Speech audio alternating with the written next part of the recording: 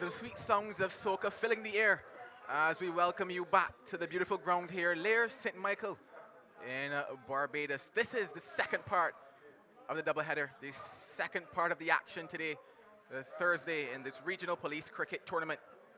Earlier this morning, it was a turn of BVI versus Grenada, and that one went in favor of Grenada. And now it's the turn of Antigua and Barbuda. They're taking on the home team, Barbados. Barbados coming off of 2 losses. Antigua, they're having a bit of an up and down in this tournament as well. A win for them and then a couple losses. So all to play for here as we head to the deciding factor of this tournament. Who goes to the semi-finals? That's a question that probably might get answered here today. Antigua and Barbuda, they won the toss and have opted to bowl first. Conditions are beautiful again. The wind is with us, and the crowd is coming as well. They certainly should be treated to some wonderful action in what will be the final game of today here at Lair's. My name is Joel Manning, and alongside of me once again, Donovan Lovell to take you through this cricket match. Donovan, is certainly shaping up to be another fantastic contest in this cricket. Well, good afternoon to you again, Joel. Good afternoon to our viewers. And yes, indeed, with both teams needing to win here, it's expected to be a pretty keenly contested game here with the Barbados side, as you said, taking first knock in beautiful conditions for batting. Good pitch, good bunks, good even bunks. And it promises, hopefully, that will be a cracker-jacker.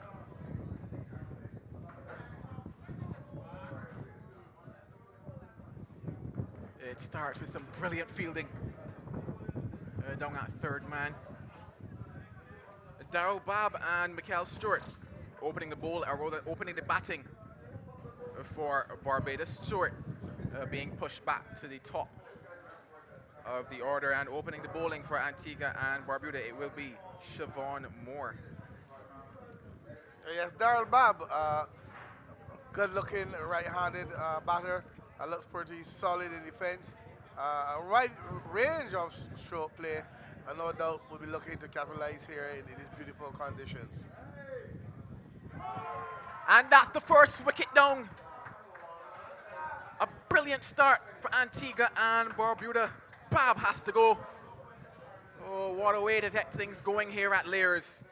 Again, commentators' curse was now giving him all the praises in the world. And that ball wide outside the off stump. No need whatsoever to play. He flirted with danger. He paid in the end, got an edge, and it flew through to the keeper, who gleefully took the catch and said thank you. And the Barbados Police Service off to the worst possible start that they could ever want, looking to win this one to qualify. And Darrell Babb simply just chasing a wide one and giving it away. Well, certainly not the start that Barbados would have been looking for. Antigua and Barbuda, they won the toss this afternoon, inserted Barbados, and this is exactly what they were hoping for. Early wickets, pegging Barbados back, a must-win match for both sides. We're in for what should be a fantastic contest. Indeed, a very good start for the Antigua and Barbuda side. And we see that bounce and pace that we've been seeing consistently throughout on this pitch. Indeed, that one simply pretty quick, but it was a bit wide. But indeed, a good start, as I said, for the Antigua and Barbuda side. Yeah, just what the doctor ordered if you're supporting the boys from Antigua and Barbuda. What was a regulation take for the keeper, a bit of a wave movement and taking that edge. Roger Williams, he's at the crease now. He's coming to the side today, not just coming to the side, but also taking on the captaincy role for Barbados, and a lot of pressure probably on his shoulders here in this must-win encounter. Well, he's an experienced campaigner, one who would have gone to senior trials, and at one stage was knocking viciously, if you want to use that word, on the door, looking to get in to represent Barbados. So he no doubt can handle the pressure. Well, the pressure is certainly on. This is brilliant stuff by Siobhan Moore, just outside of that off stump, looking to take another edge. And if you go back to the first delivery that Barbuda faced, uh, one slip in and he got a hefty edge and it went safely to where a second slip would have been. So it tells me that he's getting just a little bit of swing from this northern end. Well, the conditions certainly favoring the fast bowlers here. Signal the wide by the umpire, just getting it offline on that particular occasion. But overcast, the clouds are still with us. The wind has not left us all day long. As a fast bowler, you might want to run in certainly here today. Certainly good conditions for the Pacers. Cloud cover, nice, good breeze, cool conditions. Certainly you can just charge in and bowl as fast as you can. Looked elegant. It was uppish for a time. Won't get to the boundary. But 2 runs to Williams. That gets him going. Just for a moment, you thought that one just maybe might carry to cover.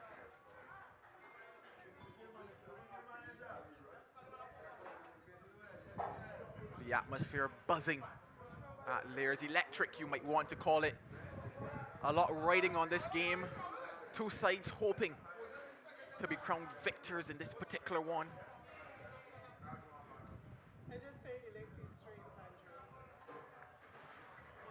So a good over comes to an end for Antigua and Barbuda. At the end of it, Barbados Police Service 5 for 1. Indeed, a very good start for the Antigua and Barbuda side.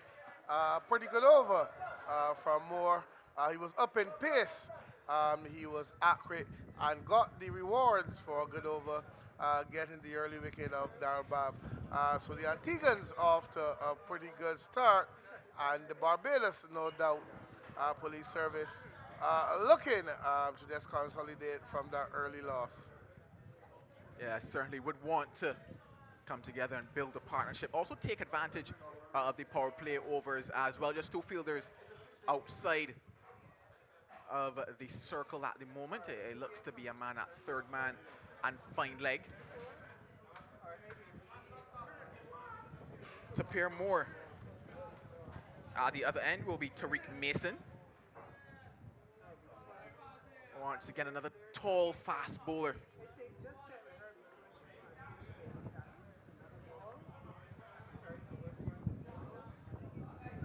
He's certainly got the height. Fast bowlers have probably found it a little tougher to come from that road end, given the very sharp incline as you approach the pitch. Will be interesting to see how he goes about it here.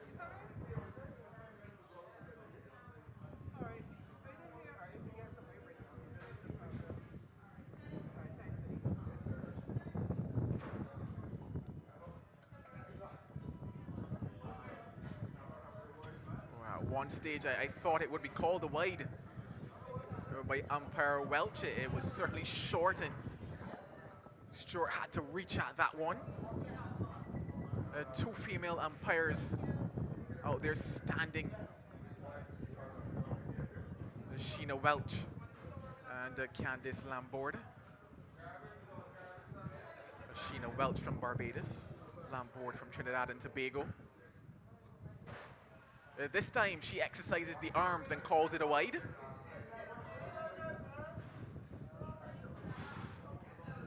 Fast bowlers coming from that end might find it just a tad difficult to find the lines quite early, especially with the way the wind is blowing across the ground at the moment. Yes, and some quickies, fast bowlers, like what we might refer to as a free end, where the incline might not be that steep. Some of them prefer a free end, while some prefer to bowl from the other side in terms of slighter incline. But he started so far, and he started a bit wayward here, hoping he wouldn't get carried away with the bounce or the pace in the pitch. But so far, he started with some pretty indifferent bowling. Well, slightly off, but the umpire has favored him at the moment. 2 deliveries you probably might have thought would have produced a wide.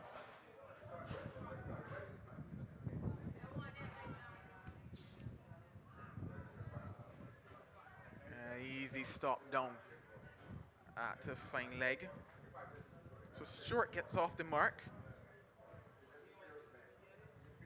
The manner in which the ball is swinging away from the right-handed batter has prompted a change in the field. The man from fine leg comes out.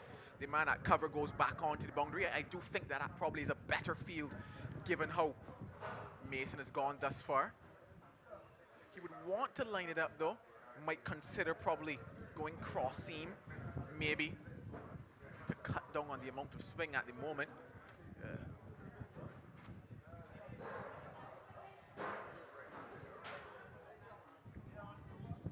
The slip is actually going to touch wider. So almost at maybe a second or third slip at the moment.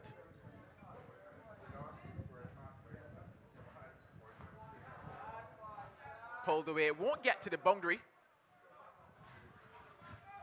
The fielding certainly will be crucial in this encounter. We've seen a couple games where teams have kind of let themselves down in the field, a couple bubbles, a couple drop chances. Yeah, certainly you need to be spot on in terms of your fielding. This Lear's facility here, the ball runs off pretty quickly, and as long as it gets past you, there's trouble trying to save it from going into the boundary.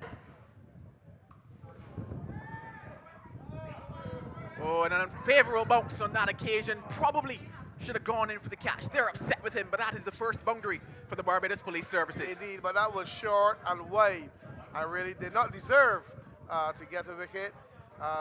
Young Stewart, who slapped that one, played it pretty well in the end.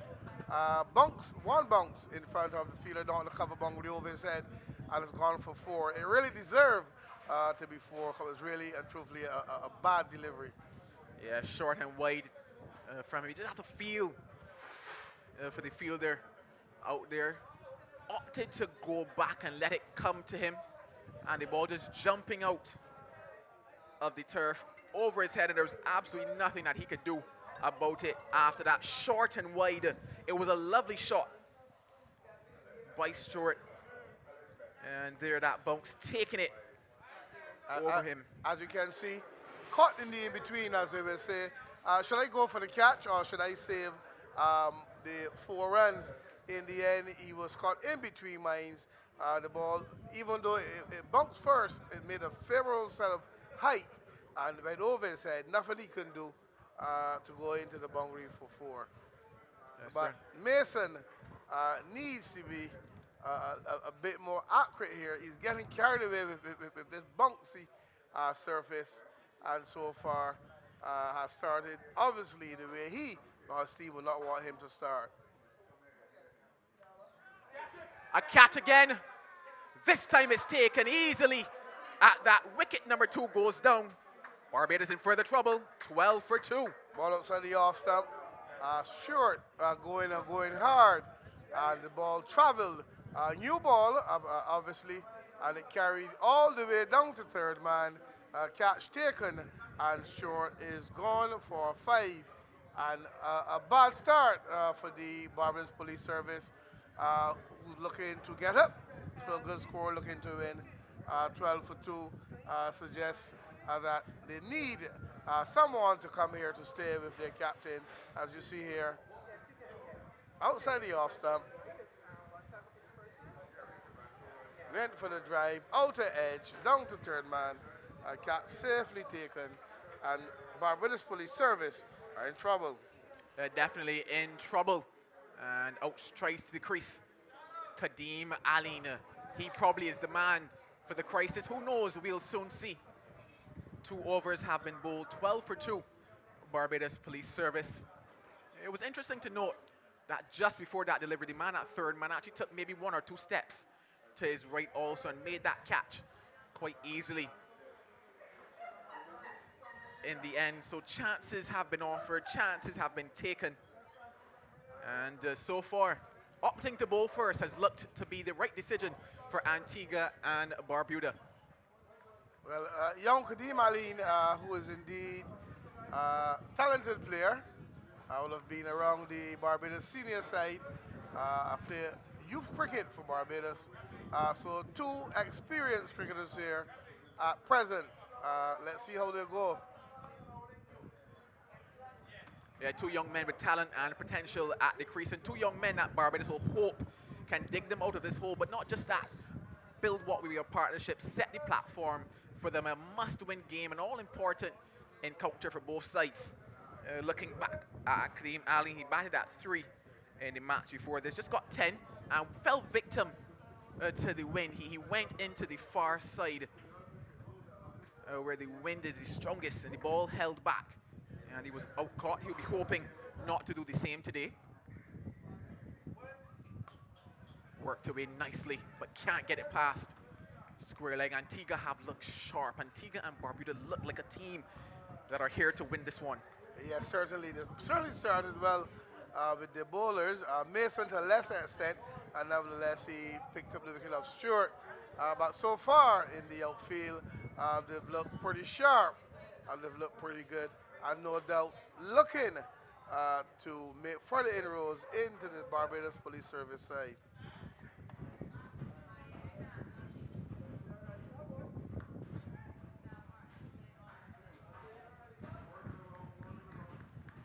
I talked about the fact that Kadeem Aline perished looking for the big shot. He's usually a very positive and quote-unquote attacking batter, and I think that was the downfall of Barbados in the last match, not understanding or assessing the conditions quickly enough, because Kadeem Aline wasn't the only one that went up into what was that cow corner position against the wind.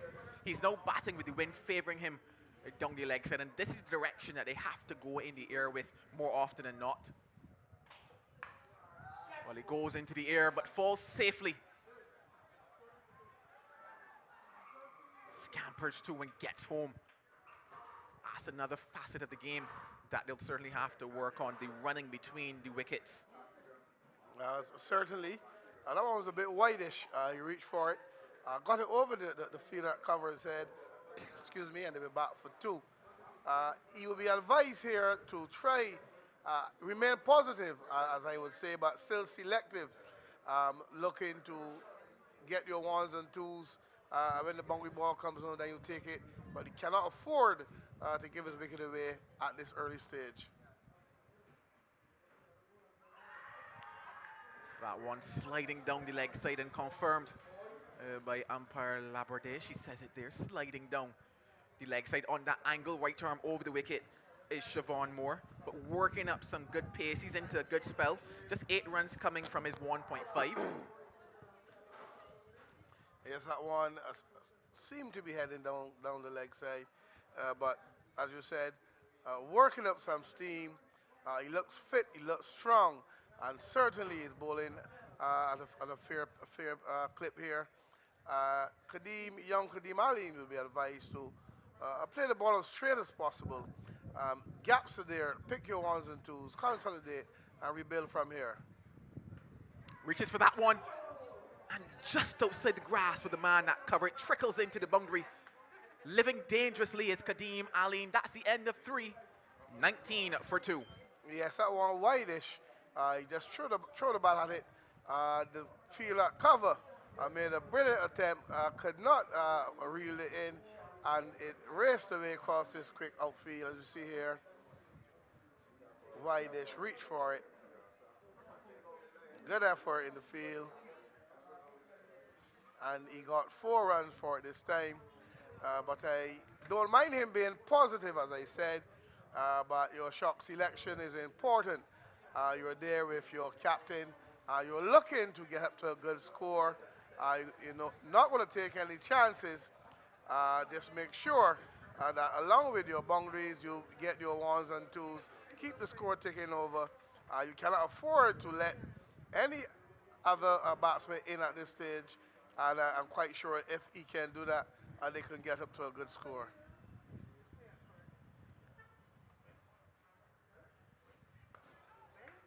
Had the man at cover reel that one in and managed to come up with that catch. I guarantee you they've been running around the field until the end, because that would have been spectacular, heroic, almost something of a Spider-Man or a Superman effort on that particular occasion had he caught that one. It's Mason to continue. He's into his 2nd. I've been thoroughly impressed with the fast bowling on display so far in the Regional Police Cricket Tournament.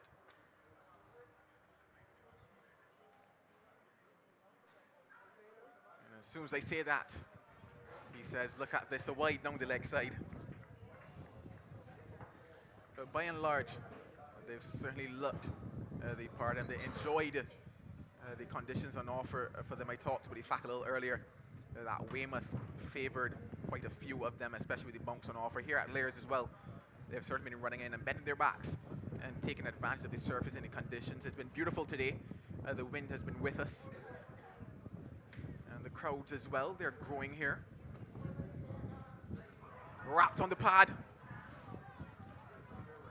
What a shake of the head from umpire Welch. I think height might be the factor here. That one look a bit high, but seemed to be beaten for pace on that occasion.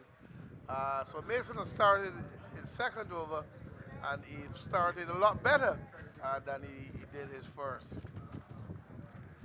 Yeah, height certainly come into question, especially with the bunks that we've seen, putting a little doubt into the mind of the umpire. Aline also a tall batter, rather Williams on that occasion.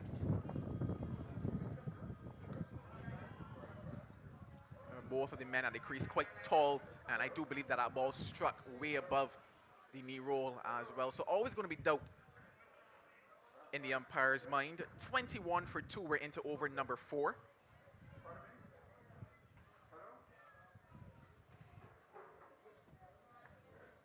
It's 2:40 p.m. now in Barbados in the Eastern Caribbean.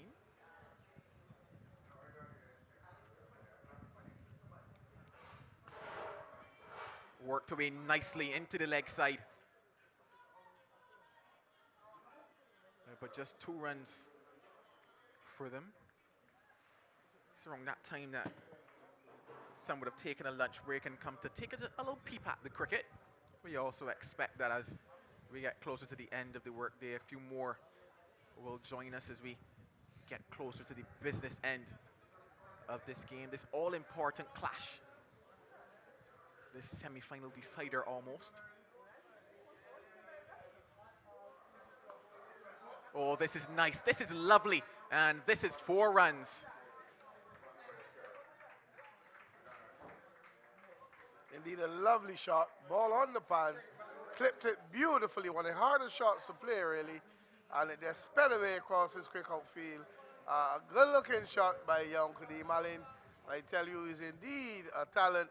As long as he ticks all of his boxes, because it's not only about batting and bowling, but he's certainly one for the future. He certainly is the key, I think, on that particular occasion was the balance in playing his shot and allowing the ball to come to him, and more so about the timing in comparison to the power.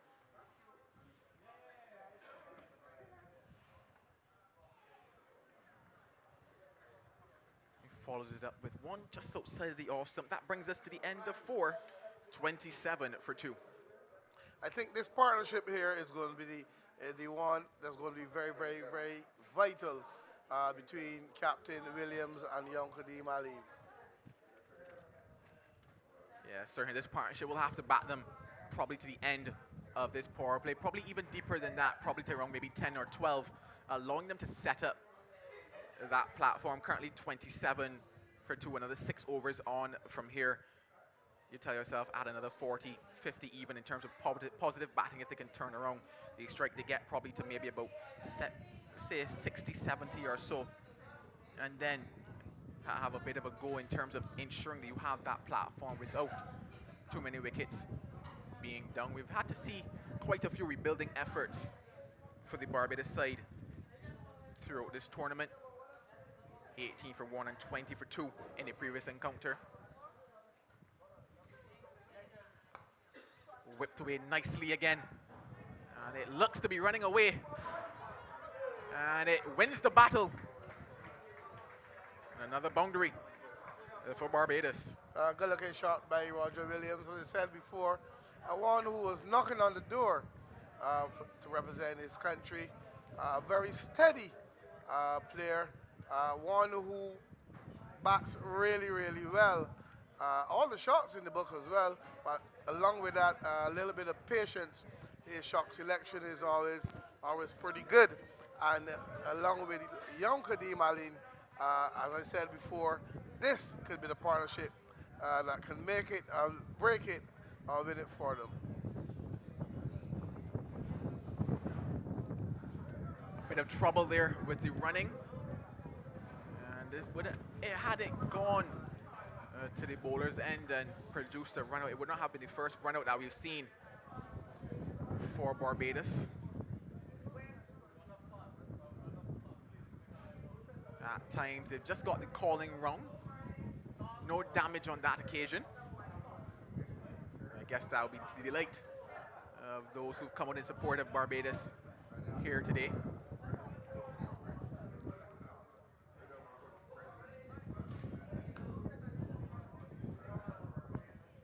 This time, the calling is correct and they come through for a single. I'm looking to my right and I can see the flag of Antigua and Barbuda. Always features whenever they're playing.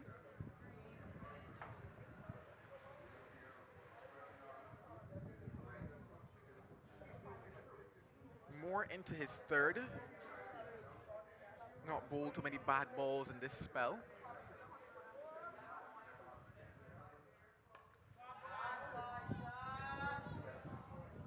Fantastic, and all the way from Kadeem Aline.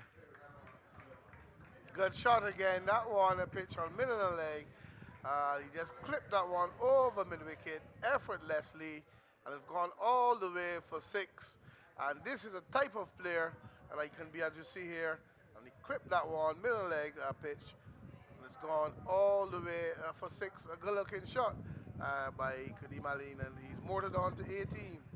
Yeah, timing was everything there, and a bit of wrist work as well. As long as you get it aerial coming towards us here at the pavilion, it certainly is a good chance of that ball carrying all the way. The wind has gotten stronger and stronger as the day has progressed, and this certainly has to be the end at which they're looking to target, especially if they're going in the air.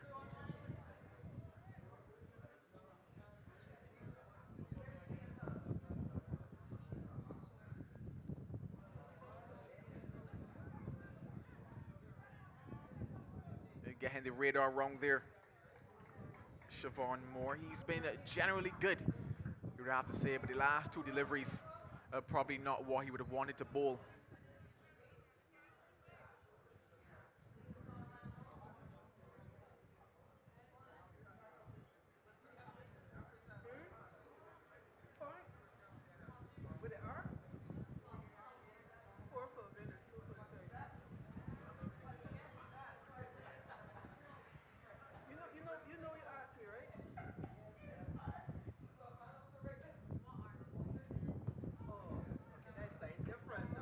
Found back his radar now. They're searching around the front pad of Roger Williams. Capable and up to the task as well. Good cricket all around, you would have to say. Certainly very well bowled, but for defense, solid as a rock, as you would say. Roger Williams played that one in the onside and got an easy single in the end. This partnership growing for Barbados has now gone up to 29.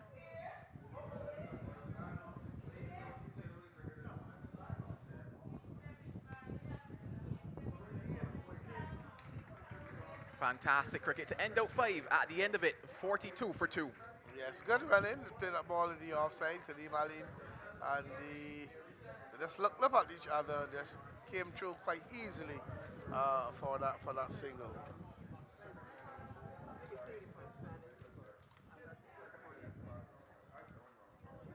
So indeed, a recovery of sorts here by the Barbados Police Service side, looking to rebuild, and so far these 2 are doing a pretty good job. Yeah, they certainly are. As I mentioned, that partnership was 29. That single took it up to 30. They came together and the score was just 12.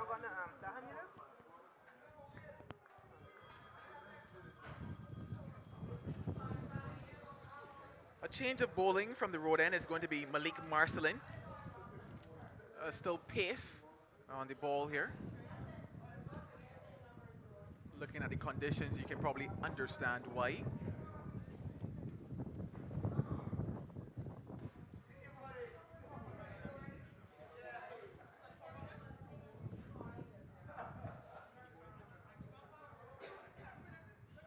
A bit of a false start there, having to take on that steep incline that we mentioned. The final over of the power play.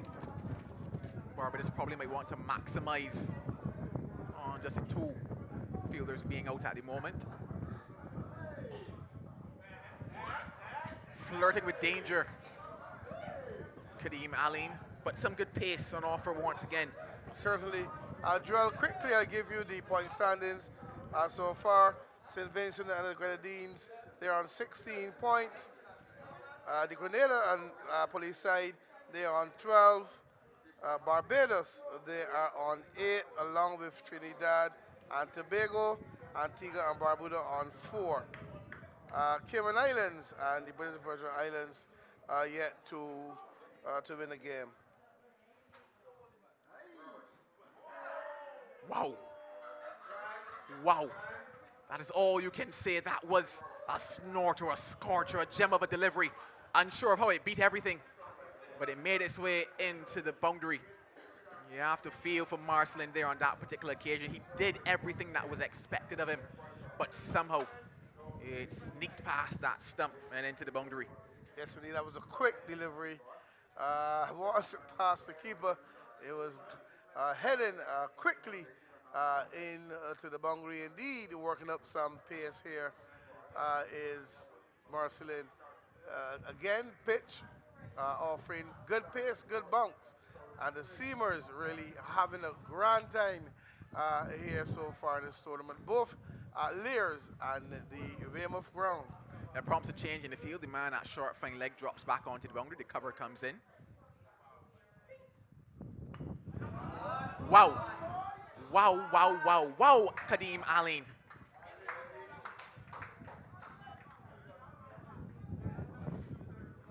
Struck beautifully just over cover, just leaning into that one, and it was hit pretty hard. Good looking shot again by young Kadeem Aline, and if you see here, beautiful shot all the way for 4. Backs it up, and my goodness gracious me, that is 4 more. Ball outside the off stamp, back and punching it past point. Down to the boundary again for 4. The score moves up to 54 for 2. And indeed, young Kadeem Aline looking really well here today. And once he is settled, I'm telling you, you can expect fireworks as the inning goes on. And I'm sure that the captain is going to give him full support from the other end. And this could be a pretty good partnership. And it's certainly shaping up that way.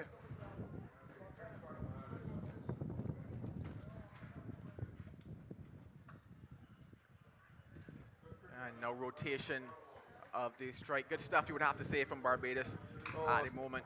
Certainly, certainly. And not only the big shots, but running between the wickets have been pretty good as well. Kadeem Aline into his wicket, turning that one in the leg side, and easily coming through for a single. I mentioned the fact that this is the final power play over, and they might want to take Shot advantage. over cover that you've seen. A beautiful shot.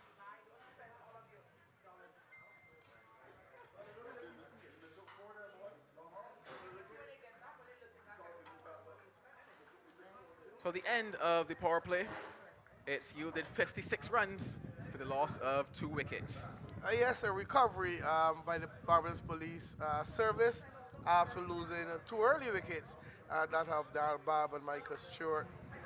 They've looked pretty well, they've consolidated pretty well.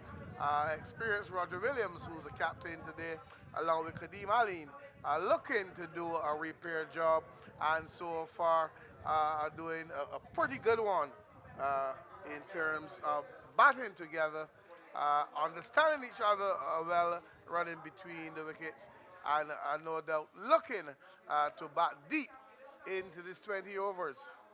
Yeah, definitely a better power play for Barbados today. Yesterday, they could only get up to 34 for 2 versus Grenada. Today, 56 for 2. So things looking better for Barbados. The signs are there for them. And there's a question of now, can they carry on? 14 overs remaining in this contest. And the first signs of spin. It's going to be Arundel Boston into the attack now for the pavilion end.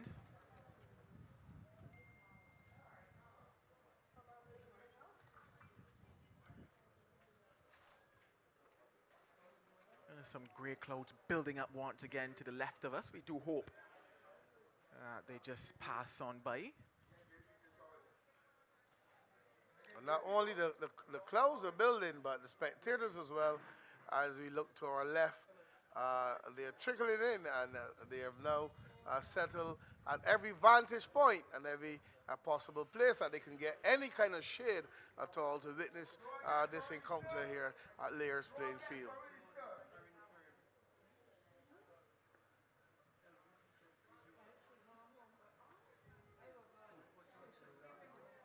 Brilliant running by this pair. We talked about the fact that amongst the boundaries, they'll also have to run well to ensure the scoreboard keeps ticking over. A good example of that there from Williams and Allen. I do believe it'll be an interesting task here for Boston. Bowling his off breaks. He's going to have to ensure that he's pushing towards the off stump quite often. Because if not, he might find that the wind will assist the swinging arc of the right-handed batters here. So he will have to ensure he's on the money, pushing outside the off stump more often than not. That one smashed, but can't get past short mid-wicket. He's bowling pretty flat. If you can just flight a bit, just outside the off stump, using that breeze to bring the ball back in, you just might be in business. Oh, pushing that one too wide. I don't think Boston might want to flight anytime soon to this pair. Probably looking more so at the restricting aspect of things versus the wickets. Well, this one has gone into the air. It should be an easy chance. And a chance accepted by Boston. So he picks up the wicket, and it's celebrations for him and celebrations for Antigua and Barbuda. Yes, that one was short. And Williams into his wicket, looking to pull that one, I would imagine, over the mid-wicket area. Jack succeeded in the top edge in that one. And an easy catch taken by Boston. And that partnership that was looking pretty promising has now ended 59 on the board and losing, as we see here. Short, looking to pull that one. It was a bit outside the off stump, top edge, and an easy catch in the end. 59 for 3 as the captain, Roger Williams, has to depart. Well, Williams, he goes for 13. It's now 59 for 3. And that ball probably just getting a little big on Williams as well, in terms of when he went back to pull it. Boston has been brought in, and he's brought success with him.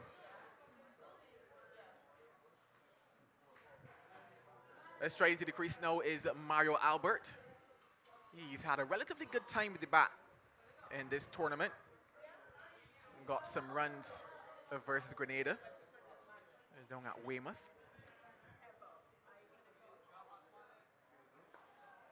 And he goes with a hearty swing that produces a wonderful result for him. He's not wasting any time. He gets off the mark instantly. Yes, that one. He swung down the leg side, got enough bat onto it, and it just sped across his outfield for 4. First ball he faced, but his intentions are clear. Yeah, certainly he will be going to that leg side. He goes again, and the result is even better. It's 6. This one's short, answer for the treatment. Stood up, said hit me, and Mario Albert did just that all the way for 6. He had a really good knock only recently. It was against, as we see here, short. Just asked for the treatment. Exactly what it got. He is in some nick after scoring 77 his last innings. So he's in pretty good form. 69 for 3.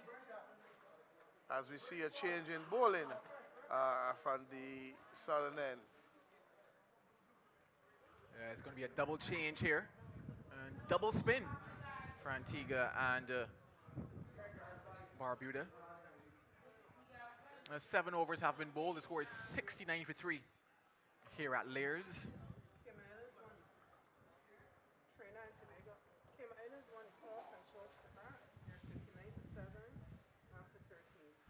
In the other game, Cayman Islands, they won the toss and chose to bat. 59 for 7. They are in 13 overs, so things not going well for the Cayman Islands versus Trinidad and Tobago.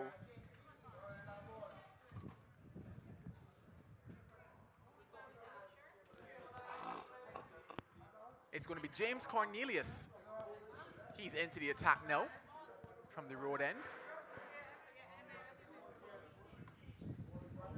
The ball has finally made its way back to us. It took a visit to one of the houses just next to us. Probably had a sip of water.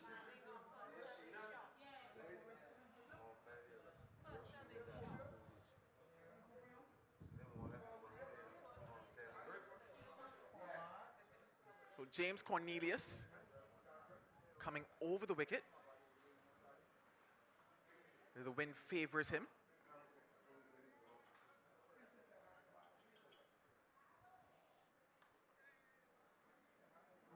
I think this here is the period that Barbados have to work on. They've gotten past the power play.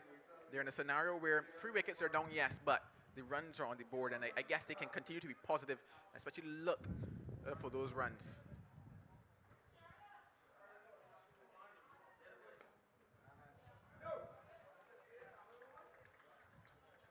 It was at this stage in the last game that we also saw several of the wickets fall. He's looking to that leg side.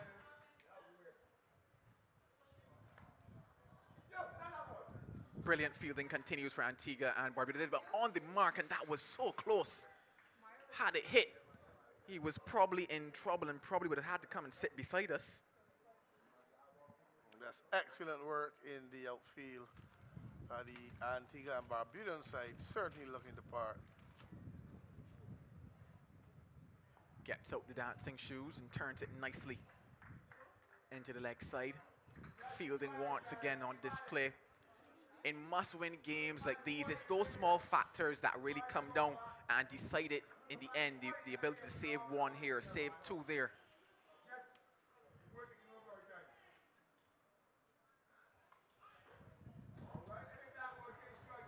It's always in games like these that you talk about these small margins, and you look back at it and say, well, I was able to save maybe 8 in the field. That's 8 less. But I have to get a little less pressure on me in chasing.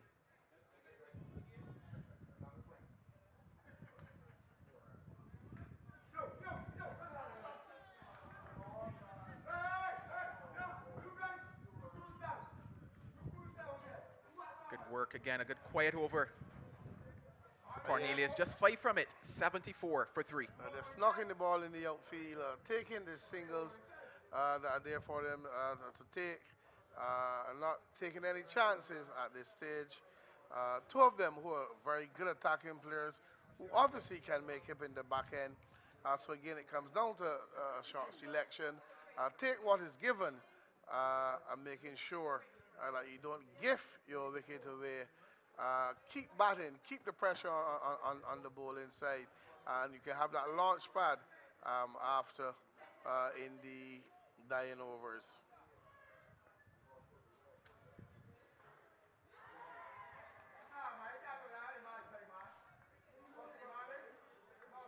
Once again, just pushing that ball across him is Boston, and that's certainly where he would want to be. It's going to be a challenging task for him with Kadeem Aline. And you have to think maybe that something might give this over, whether or not it's a couple boundaries or maybe another wicket. But I'm surprised that they're bowling him from the northern end. Something does give, and it gives a maximum. That's a massive shot that's gone all the way for 6. Over long off, a good looking shot. And Kadeem Aline has really hit that one well, and it's gone for the maximum. I was saying, Joel, with a bowler like him who's basically just tossed in, I'd be inclined to bring him from the southern end, let the batsman hit against the wind, and I'll tell you, if you can hit me through this high breeze, this high wind that's blowing, and you can get 6, there's a good shot. But if he's coming from this end, which is the northern end, where the ball runs away quickly, and the wind would push the ball over the boundary, I'm really surprised that he's bowling from this end. Yeah, you certainly have to be a lot flatter if you're going to bowl from this end. As I mentioned, in terms of the swinging arc of the batters, it comes down toward his leg side. It has the wind behind it as well, opting to now go over the wicket. And this actually might play into the hands of Kadeem Aline here if he gets it wrong. We'll see. Boston gone for 19 now from his 1.2. Men back on the leg side.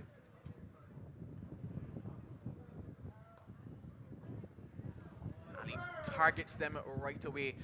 This is the expected fashion, I guess, in terms of how you do believe that Aline will play the off spinner from this end. Yeah, he's basically just, there's no revs on the ball. He's simply just tossing the ball and just putting it there. There's really no spin. So it really should not be a problem for Kadeem Aline. Once he gets close to it, he can tug it into the leg side. Overcompensating a bit too much on that occasion. But you understand what he's attempting to do. Bowl it a lot flatter and outside of that off stump. Present a difficult task for the two at the crease.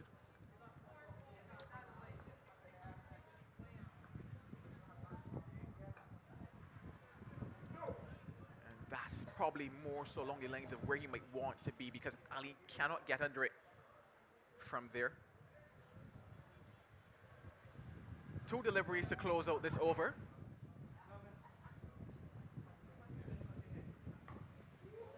The entertainment continues from the bat of Kadeem Aline. Again, the ball just floated. Easy for Kadeem Aline, just coming onto the front foot and lifting that one over long off. Again, it's too easy here. Nothing on the ball at all. He's just lobbing it with a good pitch. And as we see here, just lobbing it in the air. Easy shot for Kadeem Aline. That's gone all the way for 6. A chance, but that instead is 50 for Kadeem Aline. Again, through the line of that one. Easy ball again to hit. He hit that one, and he hit that one pretty hard. And he's off to 50. Very impressive knock by this young man who's doing it here and doing it in fine style. Doing it in fine style indeed. Missing his length too often, Orendell Boston. And he pays the ultimate price. A bit of a miss-hit almost from Kadeem Aline. But once again, we talk about that wind factor. And the fact that as long as you get the height on it, the wind carries it the rest of the way. Well, the wind is carrying the ball, and Kadeem is carrying Barbados at the moment. 9 overs gone, 95 for 3.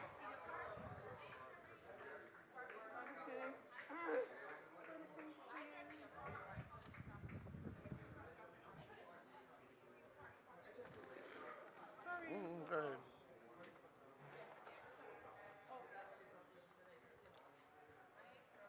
It's going to be Cornelius to bowl now. He went for just 5 in his first over. He'll be hoping that he can probably go for that or less this time around. Slows it up, and the first signs of turn out of this surface.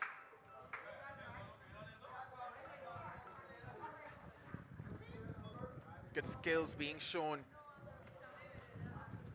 by Cornelius, just keeping the batters thinking at the moment. Good variations by him.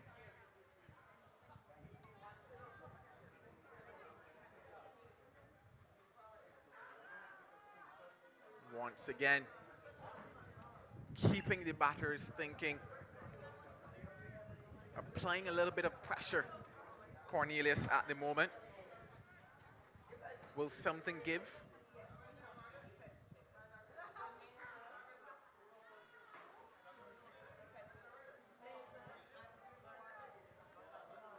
It's been a brilliant over so far from him. Just the 2 buys from it, 4 deliveries bowled in it. And this is good stuff by Kadeem Aline, just releasing that pressure, asking Albert to come down. Let's have a conversation. At times it's okay if a bowler bowls a maiden here and there. 2 deliveries left until we get to the midway point of this innings. Lovely. Straight out of the top drawer, you would have to say. Indeed, a magnificent drive.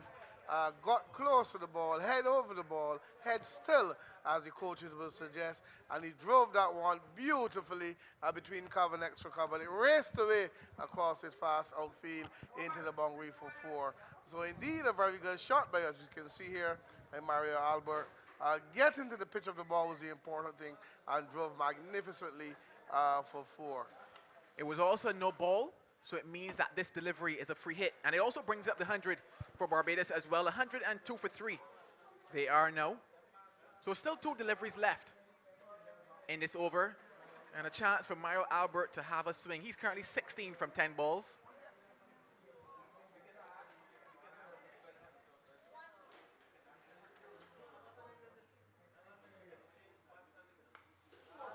And he pays the ultimate price.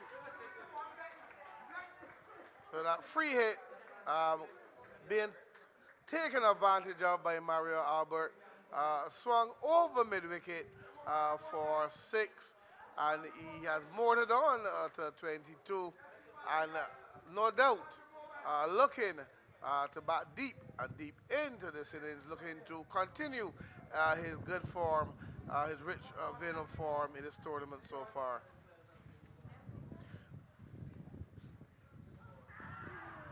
And he's bowled him. So delight again for Antigua. A delight for James Cornelius. That one seemed short. He was back looking to cut. Seems as though it came off the inside edge of the bat on to the stumps. And Mario Albert's breezy enough has come to an end.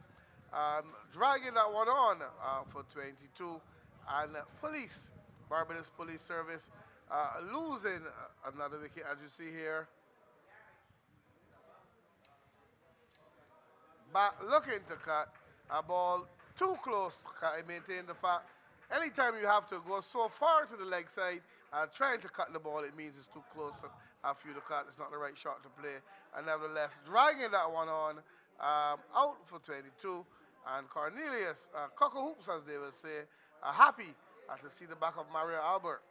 Yeah, certainly the partnership that Antigua and Barbuda would have wanted to break. They started to look good.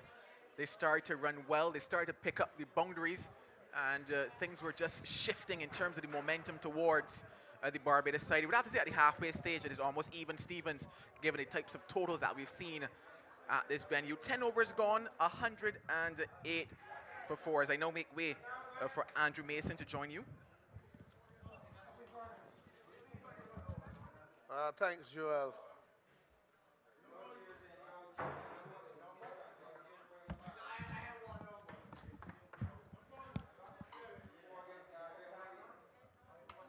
So the run rate is good. The problem is that they've lost 4 important wickets. And it's going to be interesting to see how they maneuver the remaining 10 overs. They've got Babb in. Of course, Larry Babb, with the experience of playing for Barbados. Darius Sargent has been pushed back. He's the type to come and push it around. Stefan Gooden can bat. And I would think that despite the rate being 10.80, that wicket of Albert is an important one. It was a bit of a nothing shot, really, to one that he was playing against the spin inside edge into his stumps. And it's 108 for a loss of 4. And the action continues with Marcelin, who's going to come back into the attack now, which I think is a good move, because I think what Antigua should be looking for here is to try to get wickets. Certainly. We've already got the cream in the crop, so to speak. If you can get young Kadeem Ali now and find yourself further into this batting lineup, you can very well chase a modest score here. That's looking to win this one. So Marcelin is back. Marcelin is going to come back into the attack now. It's 108 for 4. And this is the time when, as I said, they're going to be looking for wickets. The pitch is a good one for fast bowling. I think Barbados did the right thing to bring the extra pacer in. Lovely pitch.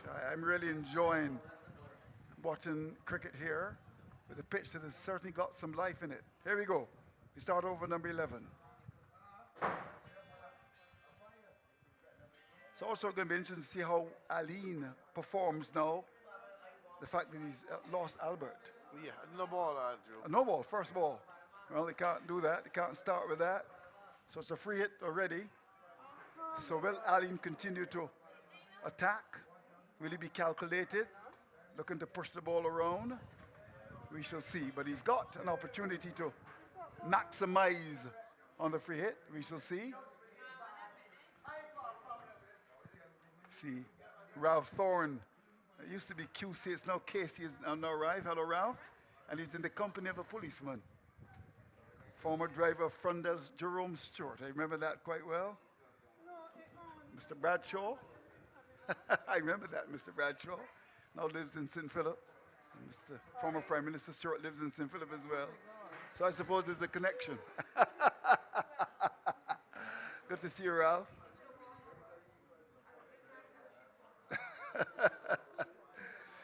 So, Member of Parliament has joined us, Ralph Thorne, one of the top lawyers in the country. Here we go. So it's 109 for 4. Free hit. And that's hit powerfully. Oh, what a shot by a very talented cricketer, Kadeem Ali. There's no doubt about his talent. And he hit that with tremendous power over long off. That's gone miles. That's gone for 6. Well played. Indeed, a magnificent shot. That one pitched up, came on the front foot, one flowing motion through it, and struck that beautifully as we see here. Yeah, free in the arms. Ball pitched just outside the off stump and hit it with a lot of freedom. Well, it's a free hit. Going all the way for 6. I tell you, Andrew, he is indeed a talent. And as I keep saying, as long as he ticks all the boxes, he'll be good. He'll be one for the future. Yeah. And when I say tick all the boxes, it's not only batting and bowling, fielding as well, right. And all aspects of the game. Once he can tick the boxes, he'll be good to go. Yeah, there's no doubt about his talent. No doubt at all about his talent. He's also a pretty good medium-fast bowler as well. I saw him a couple of years ago play at Empire and bowl pretty sharp. And he's a good cricketer. There's no doubt about that. Comes from the Silver Sands area. Don't think that's quite in Ralph Thorne's constituency. You're not a Silver Sands man. In fact, that would be, whose constituency would that be? Just trying to work out that. That's the Honorable Abrams, I think. Yeah, Wilfred Abrams. So, sure that Mr. Abrams knows him. Although I see this football team, Abrams' team is struggling, struggling badly. 115 for 4, but that was a crunching shot from a talented player. Here we go. Lovely weather at Lears. More runs. So Bab is going to get the strike now, a man who's had the experience of playing for Barbados. What will he do here? Will he go for broke? Will he be looking to attack? Will he be calculated? We shall see. The rate is good. There's no doubt about that. In fact, they're scoring at over 11, but they've lost 4 wickets. And it's going to be interesting. I think the next 5 overs can give you some indication as to what could possibly happen.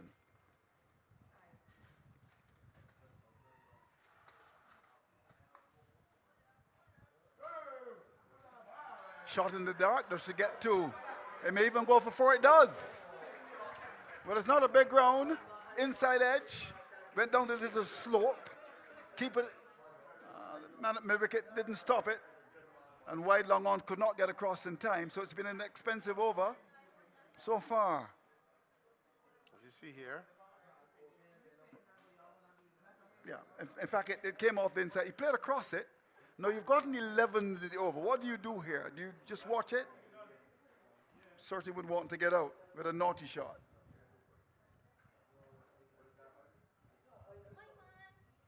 Marcelin is all over the place. Maybe a bit rattled, Andrew. Yeah, yeah. Larry Babb has picked up a boundary. But they must be cognizant of the fact that they've lost 4 wickets already. Now that's good, intelligent cricket. Working the ball into the onside. So you've got 12 so far from the over, so there's no need to flirt with danger. The rate is good. Because if Alim gets out now, the fact that you are good with the rate, but you would have lost half your wicket. So I think the next 3-4 overs will be very important for both sides. Here we go. Very well played.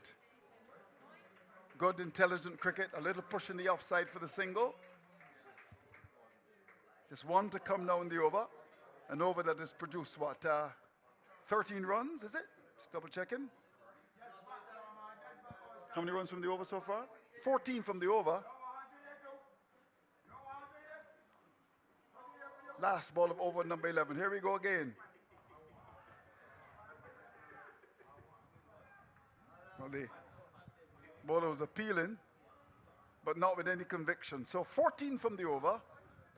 At the end of over number 11, Barbados won 22 for a loss of 4 in a must-win victory for them. They've only had won one game. Antigua and Barbuda have won a game as well. So I'm sure they recognize the importance of this battle. 122 for 4. Yes, indeed. They need the spare to bat as close to the 20, if not the 20 overs.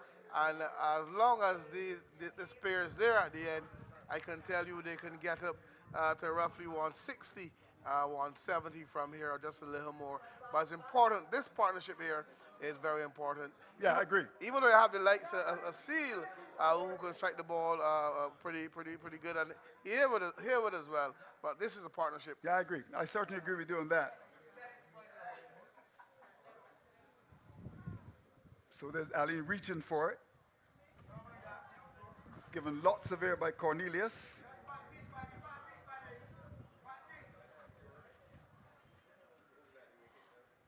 He's bowled him. Wow. Wow. Naughty shot.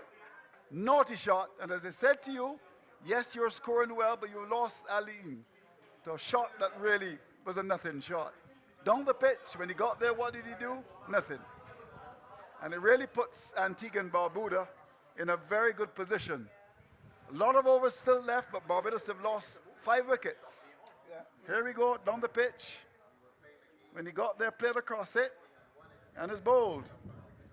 And perhaps that could have been as a result to the first ball not getting a run. So sometimes, you know, batsmen are not as patient as they should be.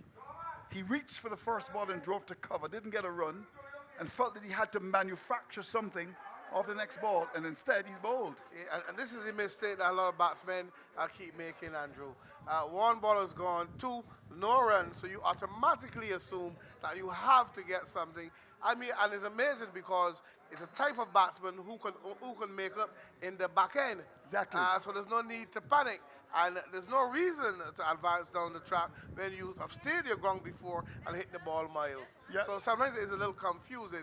But I certainly agree with you. There's no doubt about that. And sometimes in T20 cricket, I don't think that batsmen realize that they've got balls, really, left. You know, sometimes they play as if there's just one left. But at the moment, the game is interestingly positioned. The rate is good, but wickets are falling. Here we go. So Sargent comes out to fill the breach. That's what happens when you get a wicket. Batsmen become cautious.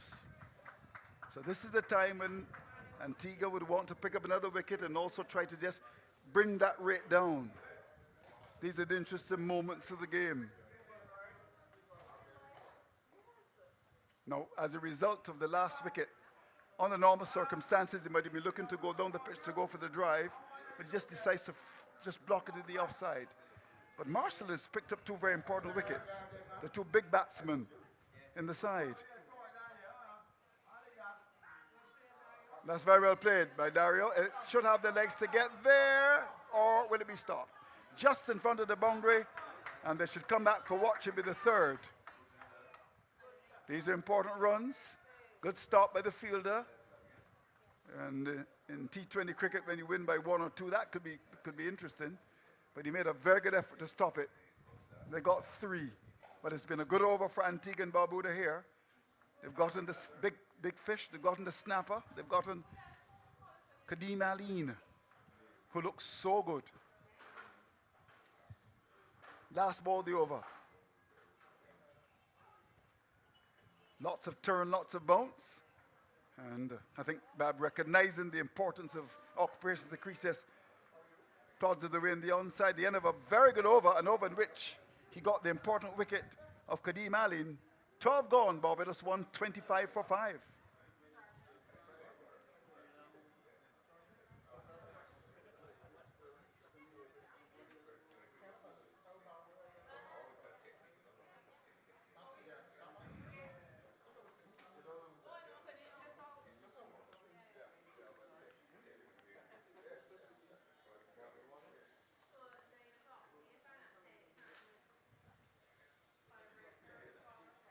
So earlier you were talking about 170. Of course, that was when Aline was there. What's your thinking now, sir? Overs remaining 8. Larry Bob still there. Yeah? But he likes Hayward and Seal to come. Yeah? Still possible. Still possible. Okay, here we go. Well, he played across it. Might be sliding down the leg side, but you got to be careful playing wrong the ball. The umpire Laborde from Chaguanas in central Trinidad had a look. We've got 2 female umpires.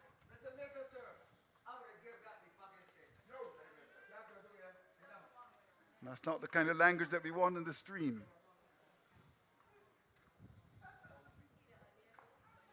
Now this is very good bowling, right in the block hole, bang on target.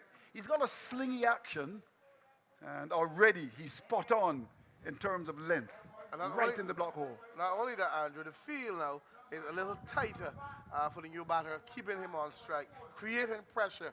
That's what it's all about. Exactly. I mean, because you've gotten the wicket, so the good captaincy to bring the extra cover in to stop the single.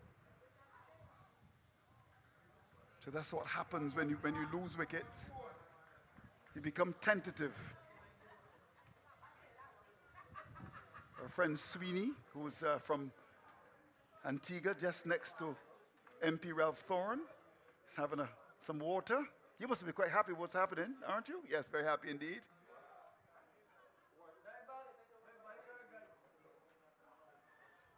Well, Sargent can't get the ball away. Sweeney, of course, is from Antigua. What part of Antigua are you from again? She's from All Saints. Is Kenny Benjamin from All Saints as well? No, he's from Liberta. Any cricketers, famous cricketers from All Saints? That would have played for Antigua or the West Indies? No? Pulled away. Good stop.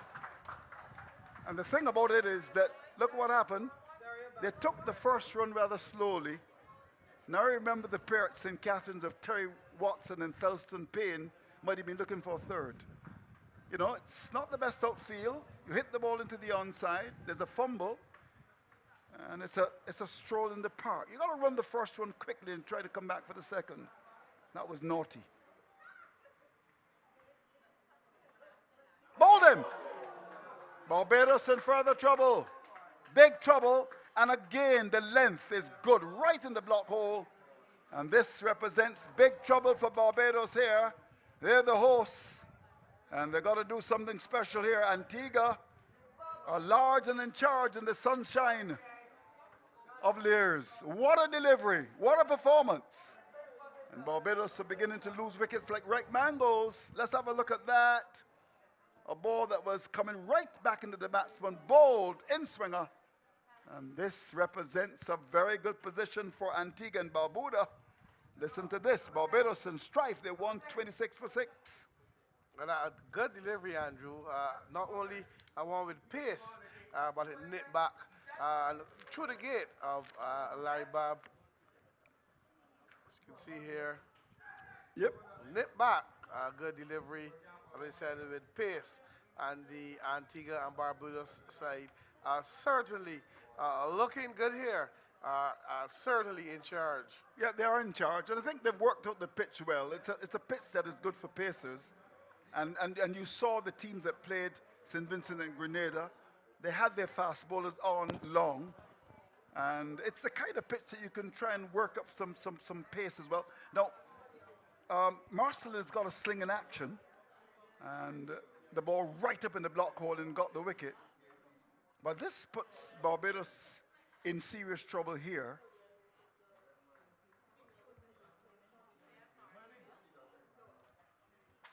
Now what will Darius Sargent do? They need to try to get to at least 160 if they can. The rate is good, but they're losing wickets. Here we go. We start over number 13, or is it over number 14? Over number 14.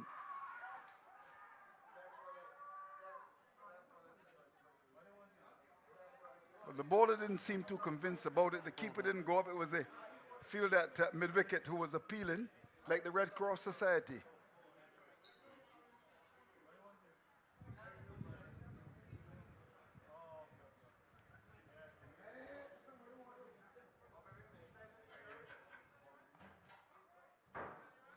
And what they've also done too is that, given the state of the match, they've got two fielders on the offside saving one, which is important. Good flight from the bowler. There we go. Well played. Lovely shot. Important runs for Barbados. Swept away. Down to backward square. That's gone for 4. The line wasn't right. He's got to try and tackle it off stump. It was just in the middle stump with the ball drifting down the leg side. As the old-time commentators would say, he played with the tide and got it down to backward square for 4. Barbados got to 130. Quite capable of being aggressive, Dario Sargent. So it could be pretty interesting here as his overs remain. Well, he's gotten the boundary now, so therefore, you know, I'm not surprised by the way he played. But this has been pretty good bowling by Cornelius. He's come into the attack. He's picked up 2 very important wickets. And he's just about to finish. He's got 2 left. This has been a good spell. Bowling quite well, actually. His off breaks. Good bowling again. Now that one started at the line of the off stump. He's not going to go on his leg stump anymore. But Sargent has gotten the boundary. Let's see what he does with this last ball from Cornelius. He's bowled well. Last ball of his spell.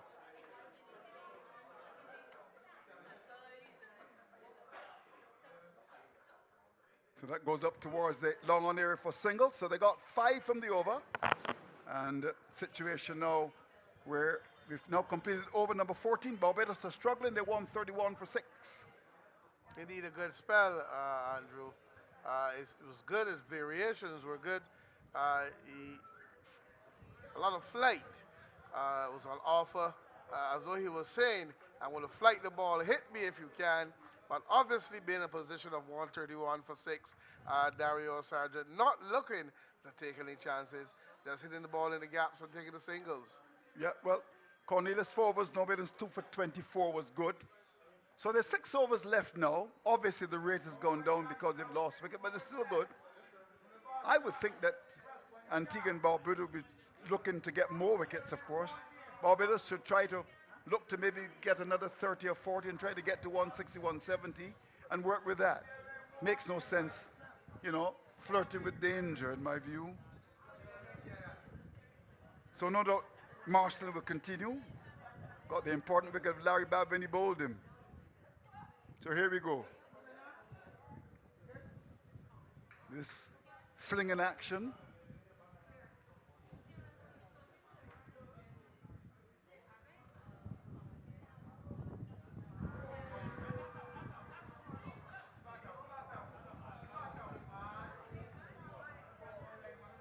Well, not out, says the umpire, so there was, well, no signal. There was some bat into that. But what Marston did his bowl well. He's pitched the ball up. Certainly. Looking to York, the batsman. He certainly bowled very well in this second spell. And an inside edge there, which might have saved him. Had a big appeal. They got to run. How good can Seal bat? He's a good striker of the ball. Let's see what he does here. Wrapped in the pad again. Now this is a deliberate ploy.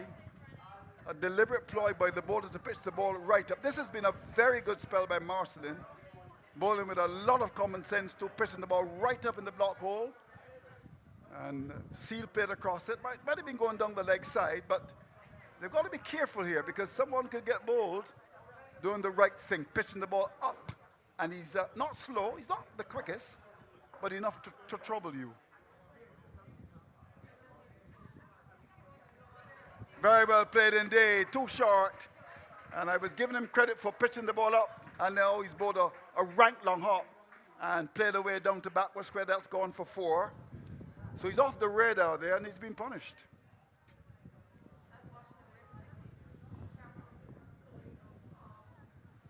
And that was a bad delivery. Too short. Well played as well. Very well played as well. Of course, Dario Sargent at one stage, many people thought might have gone further. Very capable player. It's got to bat, I would think, to the very end here. As I said, the rate is good. It's just under 10. Work it around. Try to get to 170.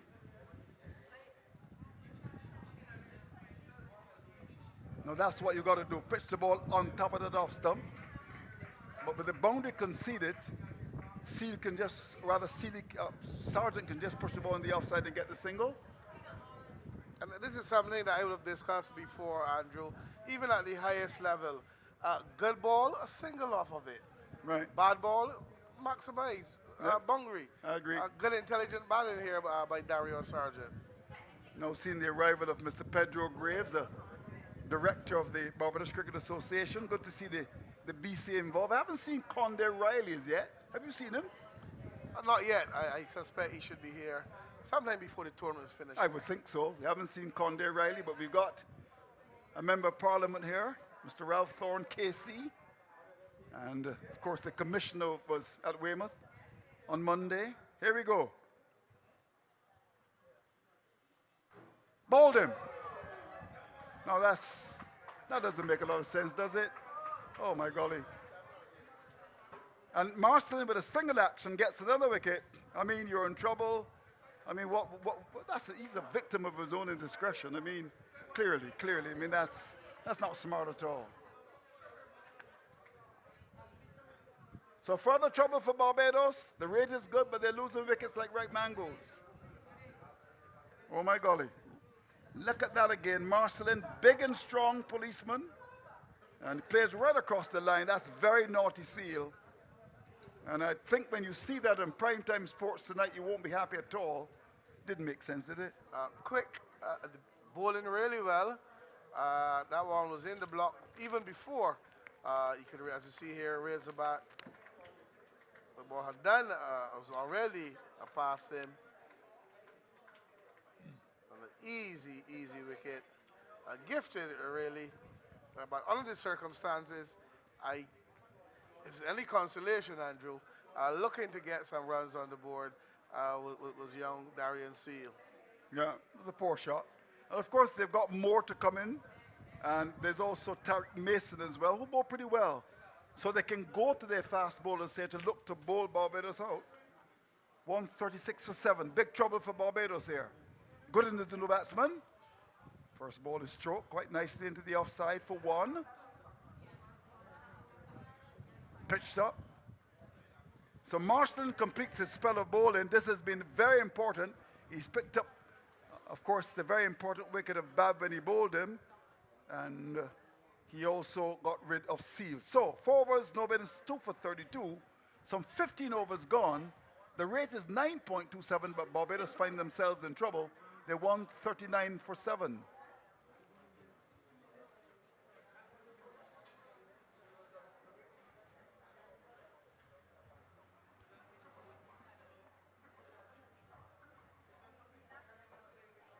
Of course, the winner of this game will go through. The Antigans, they've picked up a victory. will be very happy with what has happened so far today. I think that Barbados have been, in my opinion, caught by the standard of cricket that has been produced by St. Vincent and the Grenadines, produced by Grenada, and Antigua and Barbuda, giving them a run for their money as well. Now, we're going to have Bernard coming into the attack. Rather interesting decision by the captain. I would certainly go back to my fast bowlers here, but he's elected to go with a spinner. So we'll see what happens. 139 for 7. We start over number 16. Here we go. It's LaShawn Bernard.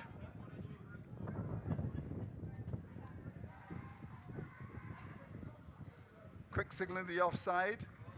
Feel that the cover area fumbled.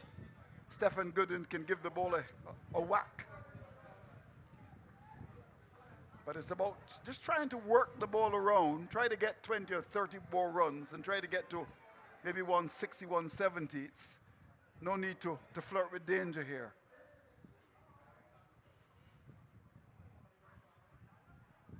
That's going to be called a wide. I think Sargent will feel that he missed out there. It was down the leg side, just a bit of bat into that. Could go fine, but he missed out. A wide call by umpire Sheena Welch. They're two females doing duties. Umpire Laborde from Shoguanas in central Trinidad. So the women are in control.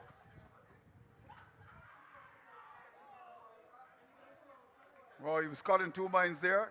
It might have been slightly undone by the bunks generated there.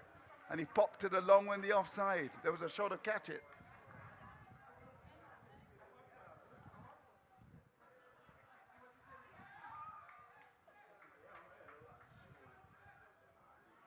We get a single. He elected to go on the back foot to that. And that ball followed him and choked him.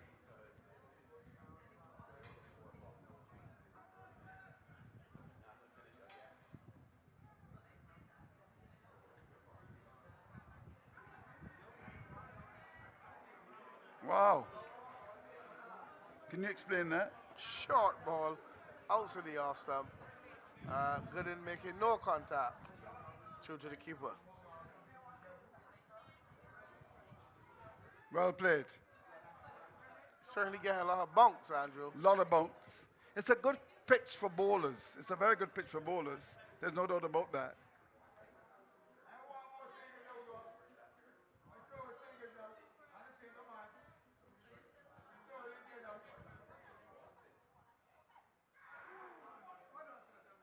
Well, the bowler was appealing. Let's look at the umpire here. Was there any bat into that? Let's see.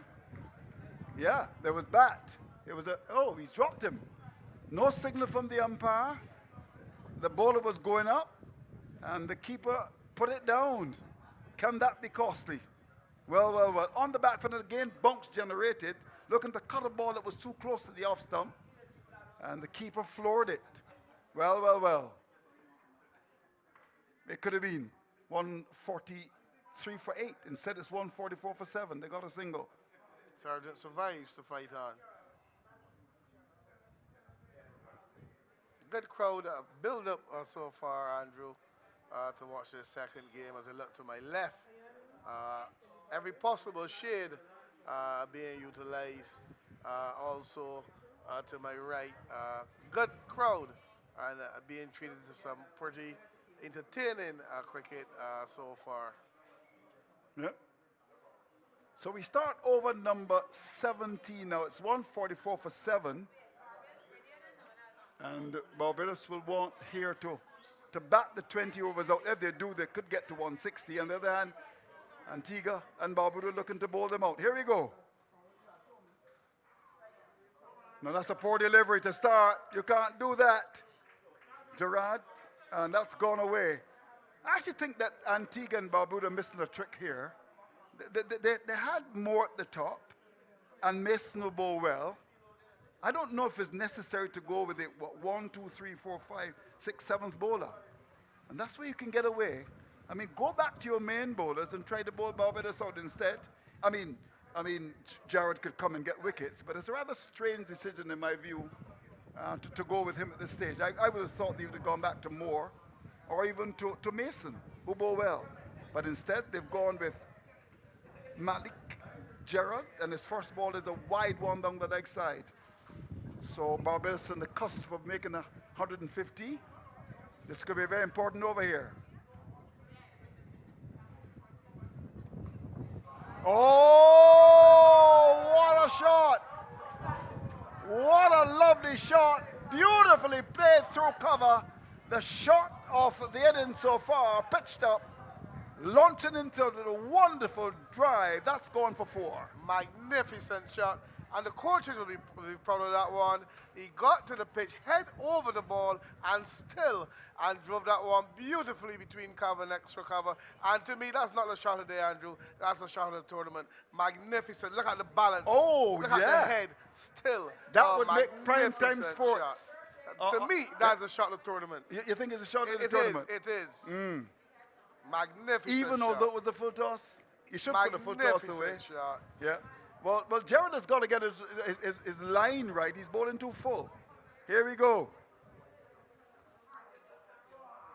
It's gone a long way out towards the boundary. We'll have the legs to get there. They'll come back for the second.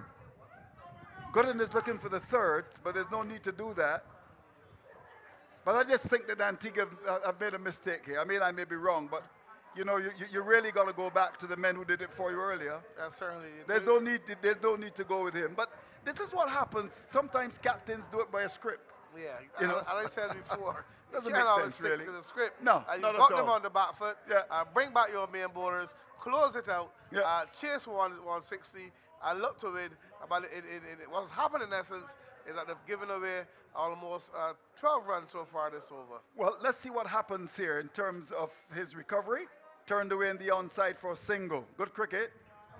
Also going to be interesting to see what Stefan Gooden does as well, because he can be the type that will just throw caution to the wind. It's just a matter of balancing the common sense. I was very disappointed with the way he got out yesterday, Stefan Gooden. He can bat much better than that. Your former captain is at the crease. You're in a good little spell. Just work the ball around. Let's see his approach here. Turned away. They get a single. And his line is not right. He's just on about the line of the leg stump. This has been a good over for Barbados. And also, importantly, a good partnership of 18. Of course, certainly. If you had your better bowlers on, I don't see any of them who've bowled so far, who've bowled really well, are going for 18.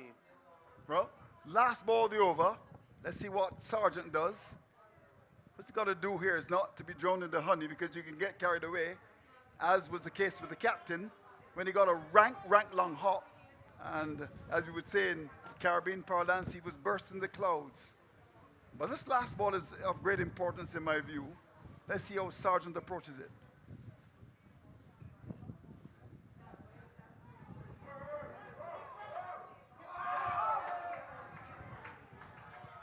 And they will get a second run. The ball hit the stumps, and they'll get a second run. An over in which how many runs came? Just double checking. 13 came from the over. Now this is an over that we'll examine carefully, because it's an over that perhaps was unnecessary. Okay, so 17 gone, 158 for 7. Barbados have found Gooden and Sargent. They've done a good job. They've added 20 runs, and it's 158 for 7. Looking to get, I would think, maybe in the region of 170. If they can get another 20 runs here, they will feel that they've got something to work with. Certainly, certainly. Gooden quite capable as a batsman. I've seen him a bit playing for the local side. He's more than capable of hitting it pretty far. That's it, powerfully. That's gone. 4 runs. Well, he played for my club for a couple of years, St. Catharines, so I know him. Hits the ball very powerfully indeed. That's gone up towards long off. That's 4 runs. See, a wondrous man has just come as well, young Agard. So what do you make of it now?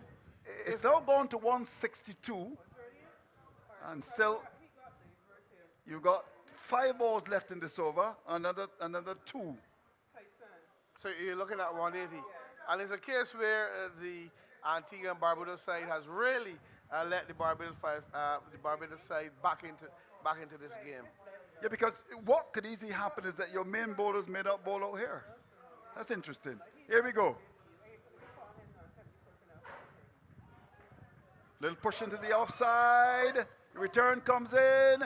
Oh. Just a single. You call that tip and run. Tip and run.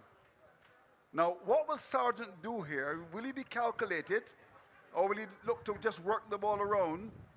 Things have gotten easier for Barbados to the last 2 or so overs, with the spin of LaShawn Bernard.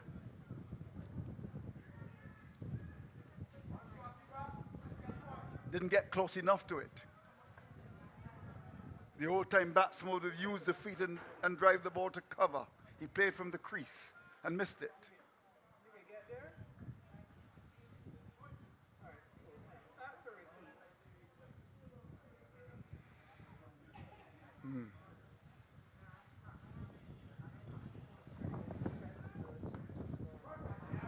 Just a single.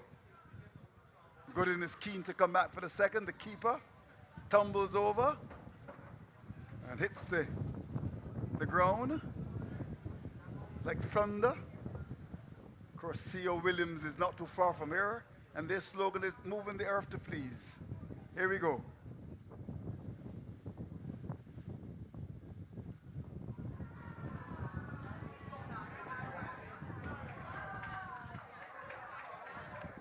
Catch taken. Beautifully bowled indeed. He bowled it wide, and that's an important wicket. So another wicket goes down for Barbados. Don't know if it was necessary really. Work the ball around. You got the 4 in the over.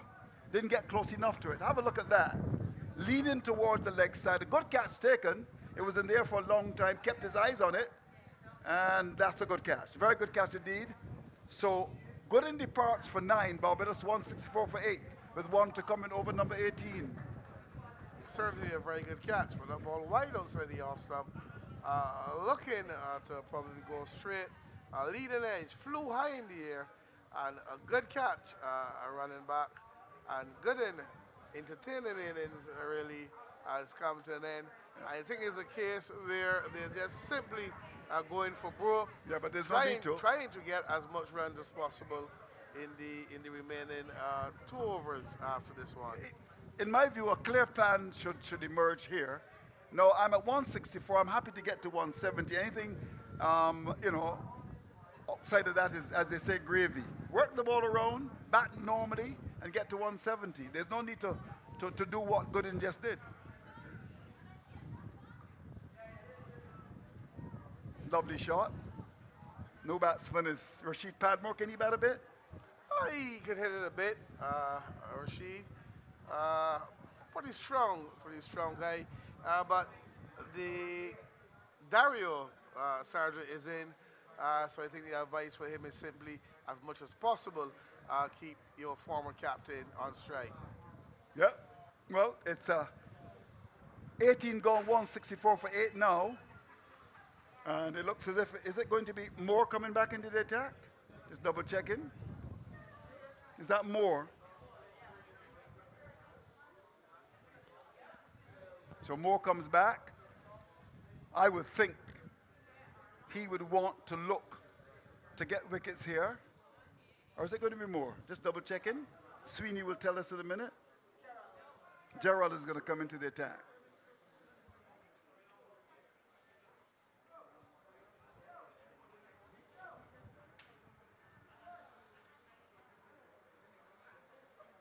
So Gerald continues. His first over cost 14. That's a rather strange decision. With what? 2 overs left. So it means that Moore may bowl the last, but Mason, who picked up 1 for 14, has only bowled 2. Oh, interesting. Here we go. Over number 19. Lovely shot. Wonderful shot. That's gone over the wicket. That's gone for 6. Well played, Sargent. And that 170 has come up on the board. Now, what's the thinking of the Antigua captain here? I think he's made a boo-boo. Oh, my golly. You haven't heard that in a long time, a boo-boo. Certainly. There's no need to bowl Gerald. He's very sweet. Like, As you see here. yeah, like good old lemonade from Barbados. I think he's got it wrong. Absolutely wrong. I think the captain really is the one who's really got it wrong. Yeah. You can't blame Gerald for that because, in my opinion, he should not be bowling at all. You understand? That is really letting them back into the game. Yeah, but the other thing too is that you've got 6 runs from the first ball. It is true that he's bowling poorly, but you still have to be, you've lost 8 wickets. And I think from Barbados' perspective, they would want to bat the 20 overs. So you won't want Sargent to be carried away now and just get out. Watch it. If it's there to be hit, you can do that. Of course, on the other hand, Antigua and Barbuda, we're hoping that Gerard could get it right and get a wicket. The first ball, the advantage has gone to Barbados. They've started with a 6. They've gotten a 170. And, you know, teams batting last, scoreboard pressure. But I want to make another point to you, and it is something that is very evident in cricket in the Caribbean, where teams do not like to bat first. And I don't know why it is so, considering the fact that you have a lot of teams with scoreboard pressure and they tend to lose batting second. I've always argued that once the conditions are good, I want to put my runs on the board. But Antigua and Barbuda, despite getting wickets, Barbados have done well with the rate. And these next 5 balls will be crucial, in my view. Sargent has gone to 37 from 28 and has batted well. So what's the thinking of Gerald here? We shall see. Here we go. Good cricket. Played away. 1. Fielder gets the ball out of his hands quickly. Now that's intelligent cricket. Ball outside the off stump. You picked up a 6 off the first ball. Just work it around.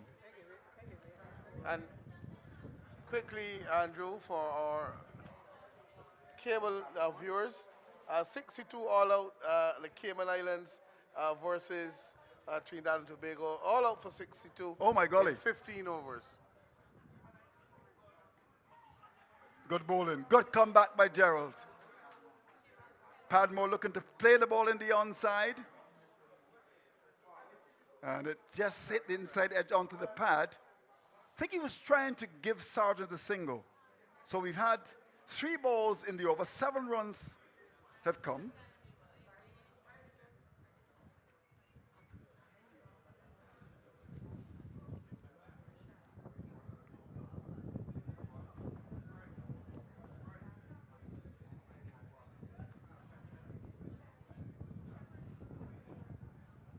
Very well played indeed by Padmore. He hustles for the first. Will he come back for the second? He should. He comes back for the second. The return comes in and he goes home. Very well done. The fielder down on the 3rd man boundary had to move a long way across to pick it up. Moving to his left. And Padmore batted with a washpan of common sense, comes back for a second. I like to see cricket like that, you know. I said for a long time that we're not the students of the game that we should be, but he's displaying a level of common sense that's worthy of commendation. You've got the 6, the pressure's on the bowler, get as many singles as possible, and try to ensure that you don't lose your wicket. With 1 over to come, and the Sargent there, you could easily get to 180.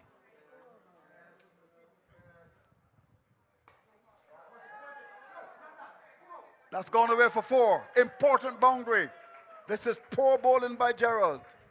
And the captain has got to answer, why has he come on into the attack? Full toss, hit away. Down to that straight mid wicket, that's gone for 4. Important boundary as well. Certainly, as we see here, Padmore quite capable and showing you that he has a little ability with the bat. Gifted that one and gleefully said thank you. So the last ball from Gerald, let's see what he does here. They get 1. Will they come back for a second? No, they won't. The return comes in, hits the stumps, but they will just stay on 1. So it means that Padmore will have the first ball of the last over. This has been a good recovery by Barbados in that partnership between Gooden and Sargent was important. And now these two, not a lot, 14. Importantly, they've not lost wickets. And with one to come, Sargent is firmly entrenched in 7. Padmore can bat a bit. Barbados will be looking, I would imagine, to try to get possibly to close to 190 if they can. Certainly from here. Just a quick up there, Andrew. The Cayman Islands all out for 62 in 15 overs. Trinidad and Tobago 63 without loss in 8 overs to win by 10 wickets. All right, Andrew. so that means that they've gone through to the semifinals. So the winner of this will go through. And it's going to be interesting. I wonder if Shervon Moore is injured. Is he on the field? Is he on the field? He's not going to bowl the last over. Hit away. That's gone for 6. That's gone for 6. Over my wicket. What a start to the last over. And Barbados go to 184 for the loss of 8. Indeed, a very good shot by Padmore on bended knees, as they will say. And he hit that one with tremendous power, even against a high wind. And it's gone miles back. And indeed, a magnificent shot here, as we see. And Antigua and Barbuda guilty, in my opinion, of getting it wrong. Oh, yeah, big time. I mean, when you look at it more, 3 overs, no bidders, 1 for 27, bowled sharp. Tariq Mason, 2 overs, no bidders, 1 for 14. Put Barbados under pressure at the start. And they've elected to go with Bernard with the last over. I would think that Moore is injured or something. He hasn't come back into the attack. So 5 balls are left. It's 184 for 8. Here's Bernard. Swing and a miss.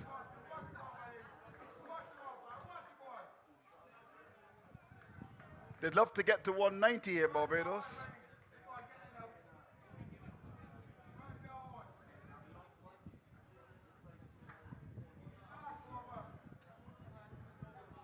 Sure, Sargent would love to get on strike.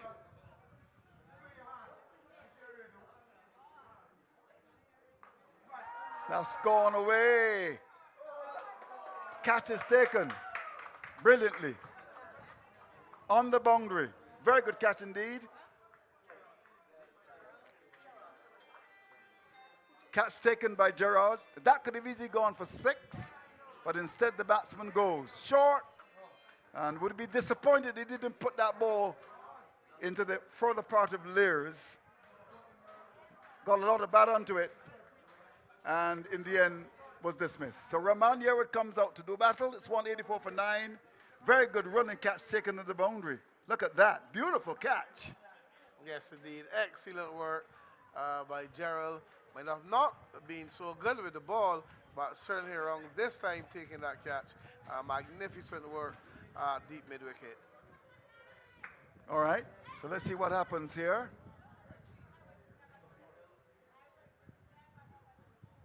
Of course, in the old time days, they crossed the Sergeant would have had the strike, but that's gone through the windows now. So what would Yearwood do here? There are 3 balls left. Does he push the ball in the offside and get a single? Get a single, yeah. give Darius I think that's what he should do. The 2 remaining deliveries. I wonder if he's a rabbit with the bat. Let's see. Here we go. Good. We'll get the run. Yearwood struggles to get into his crease. He's a big man, but they got the run importantly. So, the first ball produced 6. And they've had 7 in the over. There are 2 to come.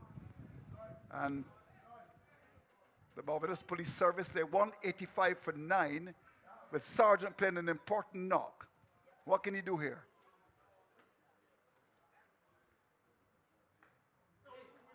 That's gone away. That's gone for 4. Lovely shot. Short of a length. Poor delivery. And hit wide of long off. That's gone for 4. So 11 runs from the over, and with 1 to come, Barbados are 189 for 9. A score that looked unlikely at one stage. Have a look at this. Short, wide of the off stump, and all Sargent had to do was to put some bat onto that. So here we go. Last ball is about to be bowled, and it's going to be bowled by Bernard. Cut away. They'll get one. Will they come back for the second? They should.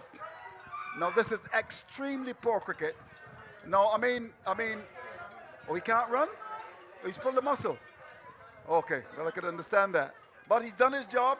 He's pulled the muscle. But what a performance from him. Barbados, in the end, 190 for 9 with Sergeant 43, covered an important time and making 43 from 31 balls, 5 fours and a 6.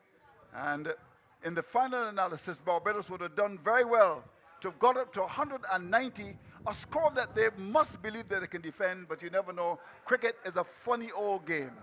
They got to look at, in my view, the start. I'm not quite sure Babb and Stewart have made it. Williams, well, he came into the side. Kadeem Aline, 58. Got to go on a bit more, in my view. Albert, got to go on a bit more. Babb got 5. Sergeant's knock was important. And towards the end, that little knock of 9 from Stephen Gooden and from Rashid Padmore, 13, got the Barbados side up to 190 for 9, which is a score I would think they would be happy with, because at one stage it looked as if they might have been bowled out for maybe 150. But 190 for 9, I would think is a pretty decent score. Certainly, after looking, as you said, as though they will get anything in the region of 150, 160. Coming into the back end, a good batting by Dario Sargent, helping them to get up to 190. Padmore came in and did his part as well, but I must say a very good knock again from young Kadeem Aline. But as you rightfully said, he needs to push on and push deep into his innings. Mario Arbor as well. But I think they would be comfortable with 190 after really struggling a bit earlier. Well, in terms of the bowling, surprisingly Moore didn't come back. 3 overs, no minus 1 for 27. And Mason as well was very good. 2 overs, no minus 1 for 14, brilliant. And Marcelin, I thought, got some important wickets. Aline, and he got rid of Albert as well. Boston was expensive. Cornelius was good, I thought.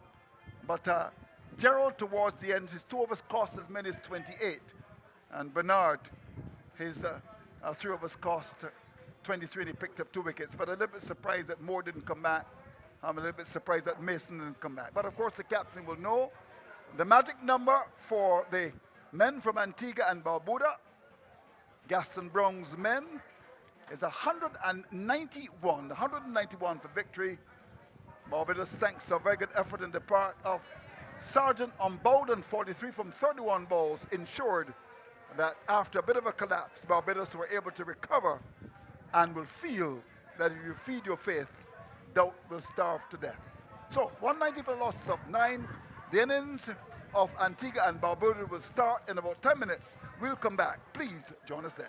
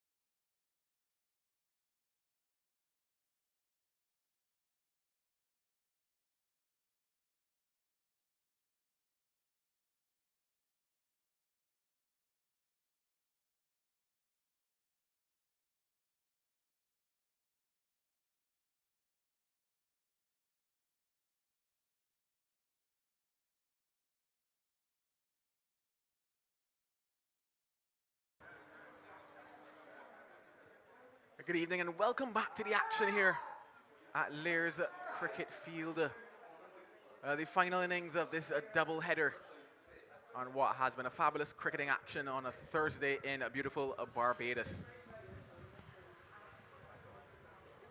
Antigua and Barbuda, they're taking on the Barbados Police Service. And at one stage, things looked as if Barbados were under wraps. But they managed to propel themselves up to 190 for 9 in their 20 overs. And now it's the turn of Antigua and Barbuda to see if they can get their overhaul. This total. Opening the batting for them, it'll be Tyrone Payne and Malik Marcelin. And for Barbados, from this pavilion end, it will be Rashid Padmore. All to play for on this lovely afternoon in Barbados. And pace on offer again, but the direction isn't there. In fact, a cardinal sin. He started with a no ball, and probably just what Antigua would have wanted. A bit of a free swing for them here to get this innings going. My name is Joel Manning, and alongside me is Donovan Lovell, and we'll be here to take you through the opening exchanges of today's action. Well, a free hit goes a-begging.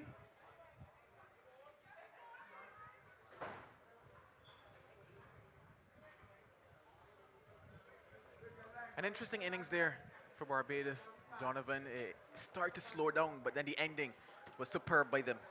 Yeah, certainly, I must say, aided and abetted by some strange bowling tactics from the Antigua and Barbuda captain. Really and truthfully, the pressure was eased a bit off of the Barbados side, allowing them to get up to 190, when it seemed as though they were only going to get in the region of 150 or 160. But indeed, good batting in the end by Dario Sargent, along with the tail to get up to 190. Well, this one's gone up. A man is under it. And it's taken. So glee and delight for Barbados. They take wicket number 1. Yes, a good start for the Barbados side. That ball pitched up, and the batsman looking to go over the top. Not close enough to that delivery, and he got a 6 really in height, not in distance. And the fielder, it looks like Padmore, came around. Sorry, Seal. Kadeem Alim, sorry, came around and took a quite easy catch in the end, as we see here.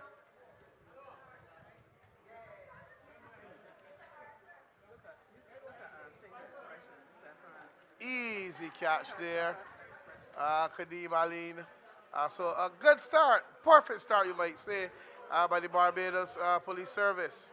A perfect start indeed. Driving out at 1, that probably wasn't there for the drive, especially given the bumps that we've seen on this surface. The drive wasn't there in terms of the length, and he paid the price. A good running catch by Kadeem Alim, and a good running start for Barbados Police Service.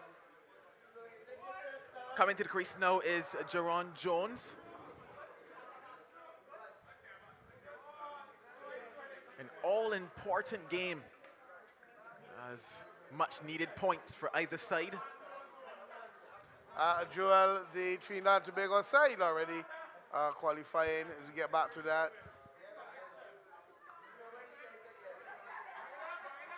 And funny enough, this is what I guess wickets do, early wickets, to create pressure, a bit of confusion. Yes, no going on out there. And the Cayman side all out for 62 in 15 overs, and the Trinidad and Tobago side easily reaching the target 63 without loss in 8 overs to win by 10 wickets.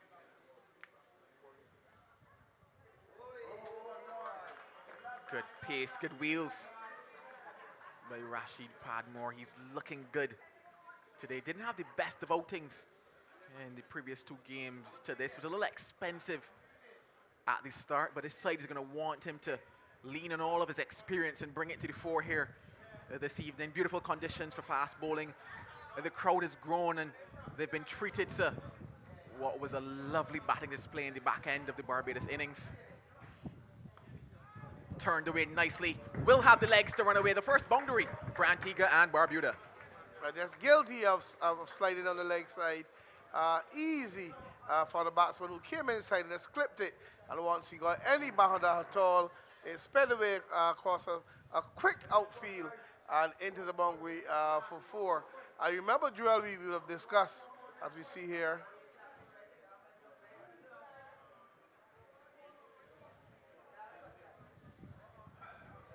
Easily clipped off the pads for 4. We spoke about free ends and some bowlers not being comfortable with a free end. I prefer one that have to do a little more work in terms of getting there, and this might be the case for Padmore. Well, this one is straight back over the bowler's head. A double delight, back-to-back boundaries. Yes, a good shot, pitched it up, guilty of here Padmore, and the batsman through the line of that one on a good pitch, back past the bowler and into the boundary for 4. So a good start here. Nevertheless, for the Barbados Police Service, getting an early wicket.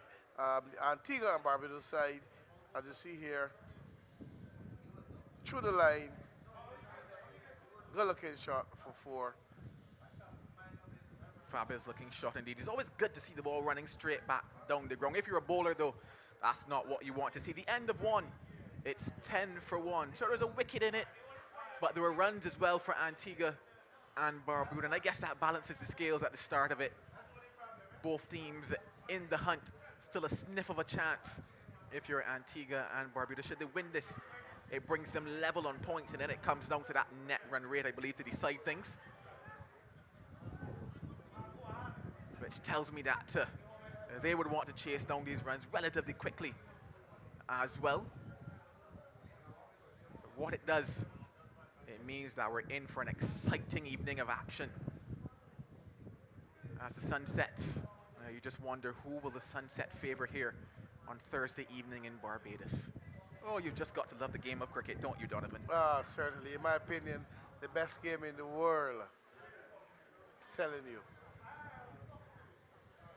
Well, it's going to be Ramon Harewood to pair Padmore. He's coming from what we've started to call the road end here at Lears.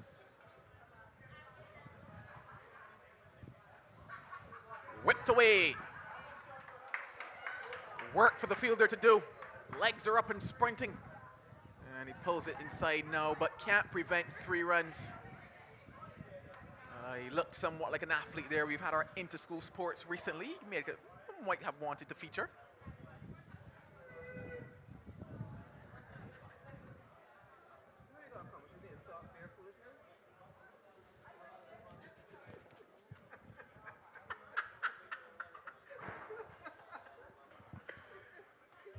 High knees on that occasion. The chase was on for the man that was at mid-wicket. I think he used to be involved in athletics at school. Certainly quick across the outfield. He had good form there, you would have to say. It brings the right-handed Jones into strike.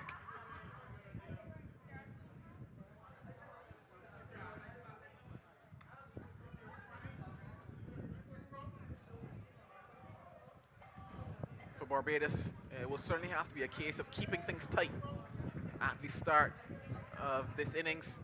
If we think back to the kind of starts that Grenada got against them, the kind of starts that St. Vincent and the Grenadines got against them, they really put that pressure onto the Barbados side, and Barbados were unable to really respond to the pressure that was placed on them. So today, a different proposition, and they would certainly want to start well with the ball. They picked up a wicket, but the lines and lengths were crucial for them here at the start of this one.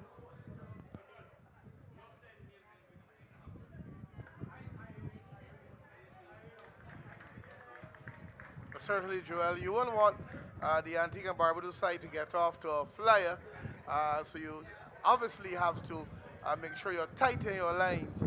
Also, you've got to make sure you're good in the field as well, and restrict them from early and build that pressure. And I'm sure you'll get wickets if you build that pressure.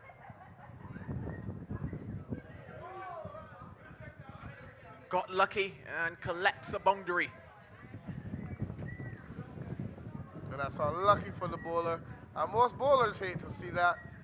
inside edge. It could have gone anywhere, but instead it went down to the fine leg area, into the boundary for 4. So as they would say, a shot in the dark. Nevertheless, 4 runs to the Antigua and Barbuda side. It didn't have to work too hard for those runs. Did Payne, but he'll take them. Antigua and Barbuda will take them.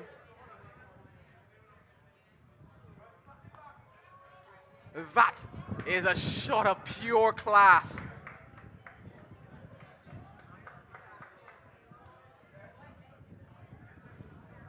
Pitched up over the top with mid-off and mid-on in the circle and easily dispatched for 4.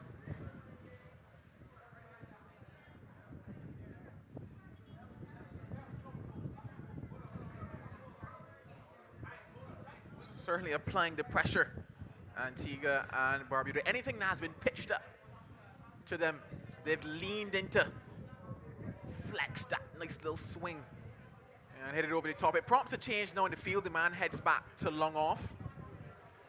There's a man also at what is a whitish third man.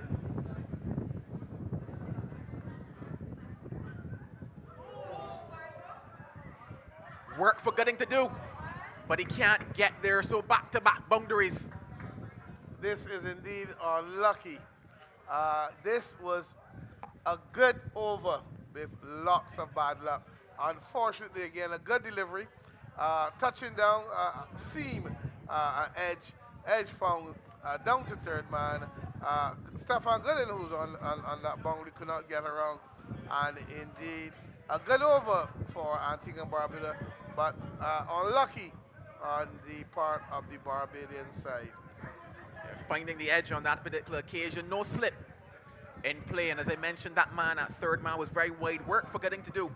It didn't get there, and I guess Antigua would tell you that bad luck doesn't go down the score, but runs do, and there were 16 of them in that second over, 26 for 1. Yes, Joel, but unfortunate for the bowler, as I said. But if you have no slip, then your third man really should not be that wide. Well, Padmore will continue. He went for 9 runs in his first.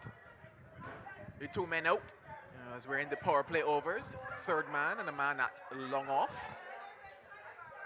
The crowd is growing in luster as well. You can probably hear them through the microphones here. They're enjoying the action, sipping a beverage or two. And it heads down to that whitish third man position once again. But yeah, I did mention the lovely crowd on offer here at Lairs. We've definitely been blessed to have them come time and time again to take in this regional police cricket tournament. They were with us when we were at Weymouth yesterday at Lairs, and here again, taking any opportunity, any vantage point to see this action. It's certainly been wonderful cricket on display. The admission has been free, but the cricket has been priceless.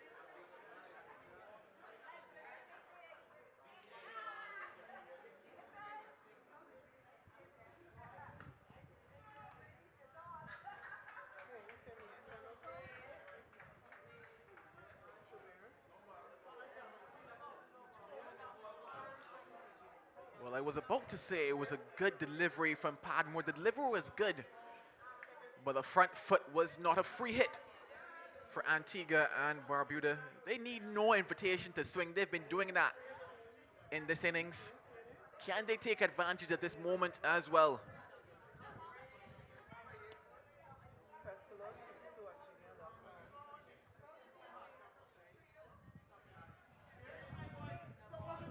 Another no ball. So a free hit again. Tried to get cute there. Did Payne. The shot was indeed on, because had he gotten anything onto it, it would have flown away. But he's been given another opportunity by Rashid Padmore, guilty of not keeping that front foot behind the line.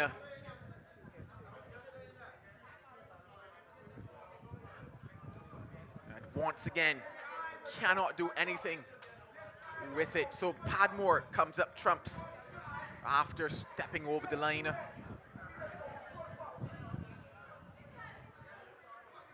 And in true Caribbean fashion, you have your commentators all around, not just us on offer here, Donovan. It is true. Advice coming from all around. The batsman was advised only earlier to throw that television set out of your house. He's watching IPL cricket and trying to play the shots that he's seeing. So advice, as you know, but it's all in good spirits here. Yeah, certainly. You have to enjoy the atmosphere that comes with cricket in the Caribbean.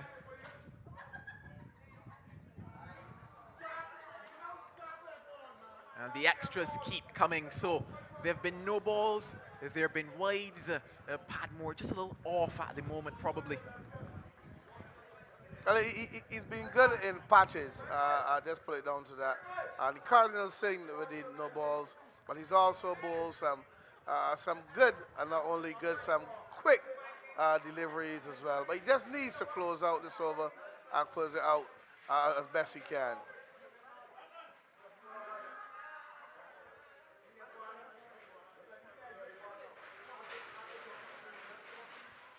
You'd have to say a better delivery there.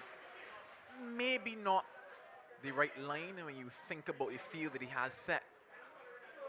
There was a man at a short, fine leg, and anything right or left of him would have been a boundary. I thought that with the wide, the thinking was correct, pushing that ball across the left-handed Payne, asking him to come to the protected offside field. You had three men ringing in the circle. You had a man to cover on the boundary. It's now going to be the right-handed Jones to face him. A brilliant take by Albert, an exceptional take. Not making the adjustment probably from the left-hander, and the right-hander is Padmore probably. But that one was quick. It made some height. I just had a beautiful take by Mara Albert, who in fact is the goalkeeper. I think I want to say for the Barbados side. It's one thing to bowl quickly, but accuracy also has to be there to back it up. On that occasion, getting it right. Padmore, it feels like it's been a long over, but just 4 legal deliveries have been bowled in it. Can he close it out? He's getting some more advice from the crowd that continues to grow here at Lears.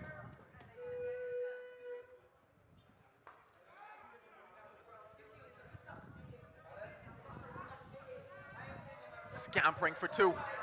And the throw was a little wayward. Had it been a little more accurate, you probably might tell yourself that he would have been in a spot of bother had that throw been on the mark. Instead, it's 2 more to the Antiguans. I touched my watch and I saw that it's 4:35 p.m. in Barbados in the Eastern Caribbean, which tells me that laptops have been closed, work is over, and probably a few more will make their way down to Lears to take the action this evening. Yeah, certainly. Well, that was some good aggressive running by the Antigua and Barbados side. It's into some vacant space. The chase is on. This time it's kept to 1 to close out the third over after 3. 35 for 1. Yes, a good start by the Antigua and Barbados side. The Barbadians a bit guilty of straying Padmore in this over. But as I said, he bowls some good fiery deliveries in between. But he needs to be consistent, needs to keep building pressure, try to make some early inroads to this Antigua and Barbuda batting. Yeah, the pace has been there, but the consistency hasn't just yet. And it looks like we might see a change in bowling from that top end. I've been taking a look at the power play scores for teams who have played versus Barbados. And I see that St. Vincent and the Grenadines, they got up to 72 for 1. At present, Antigua and Barbuda are 35 for 1. Grenada, when they played versus Barbados, Can't find that in my scorebook, but I do know that they got off the fiery start as well with Lawrence in that game. So a lot of pressure has been applied to the bowlers at the top for Barbados, and they've not really come to grips with things as long as people have been aggressive, or as we would say, positive versus them. Hayward is being replaced. It looks like.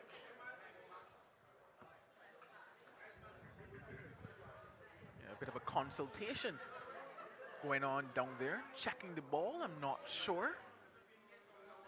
I think Joel Hayward was a bit unlucky when he bowled his over. He bowled some good deliveries, but just luck was not on his side. Yeah, that's just how it goes. That's prompted a change from the southern end. But there's a discussion going on.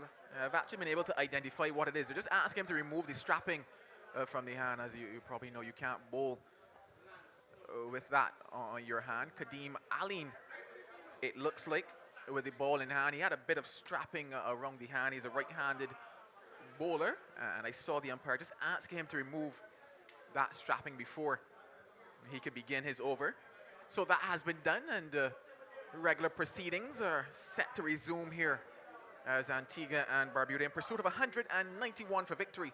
They are 35 for 1. We're into over number 4.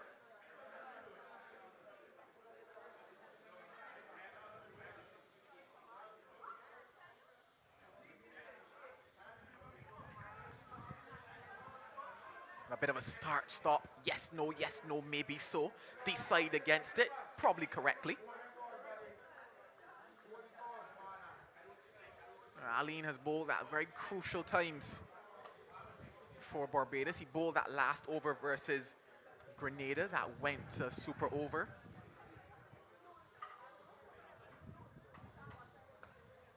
He's bowled in middle stages more often than not, as someone who Barbados have looked to create some pressure and build up a couple dot balls, and that probably is why he's been brought in relatively early here. As I mentioned, we're into the 4th over.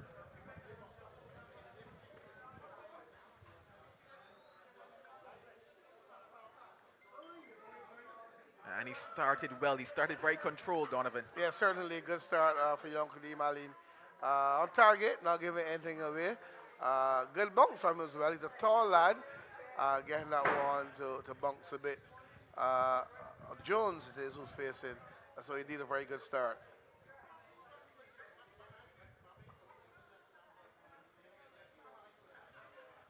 That's going to be runs. That's going to be 4 of them. I'm a bit concerned with the feel that I'm seeing here. Good bouncy track, new ball. You've opted to use a man more or less at gully. That's twice the ball's gone through slip. I would imagine you'd be looking to get early wickets. You can still attack and defend, especially here in your slip cordon. So they're making the adjustment now, and he's coming around to, he's still at fly slip.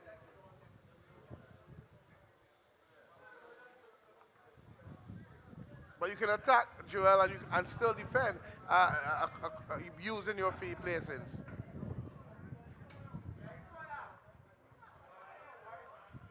Wide signal for height there. Certainly ballooned over the batter on that particular occasion. Just getting back to the same feel. It makes me wonder what they're asking Kadeem Aline to bowl here. Because there's a man out at deep square leg, a man at the fine leg position. And that's probably it. Back of a length into him, straight at the body, not giving that width. And I think that is where the problem came when he was able to get that ball through what was that 3rd man position. Because it was a bit of room outside the off stump. So the length was correct, but not the line from Kadeem Aline. And he paid the price for it, getting a lot straighter there, and probably more so where the captain wants him to be. Coming in at the body again, not allowing that room. Just 5 runs from the over. After 4, 40 for 1. Yes, indeed, a good start by Kadeem Aline. On target, ball making some height into the body. of the batsmen, both Payne and Jones, who are not at all looking comfortable playing this short stuff. So no doubt, seeing that, would give you an indication of the lines and the lengths that you would need to bowl here at these two batsmen. Yeah, that ball just coming in on the angle. I think it's probably more so a case of the batter looking to exploit that offside, because there's a ring of fielders going around the offside from third man going right up to what is the extra cover position. And I think it's a case of trying to get that ball into the gap or possibly over, and why we see them backing away. But it's working against them at the moment. Probably just need to get inside the line and work it towards the leg side. Probably look for two going down there as a man at fine leg. Another change from this pavilion end is going to be Larry Babb to bowl.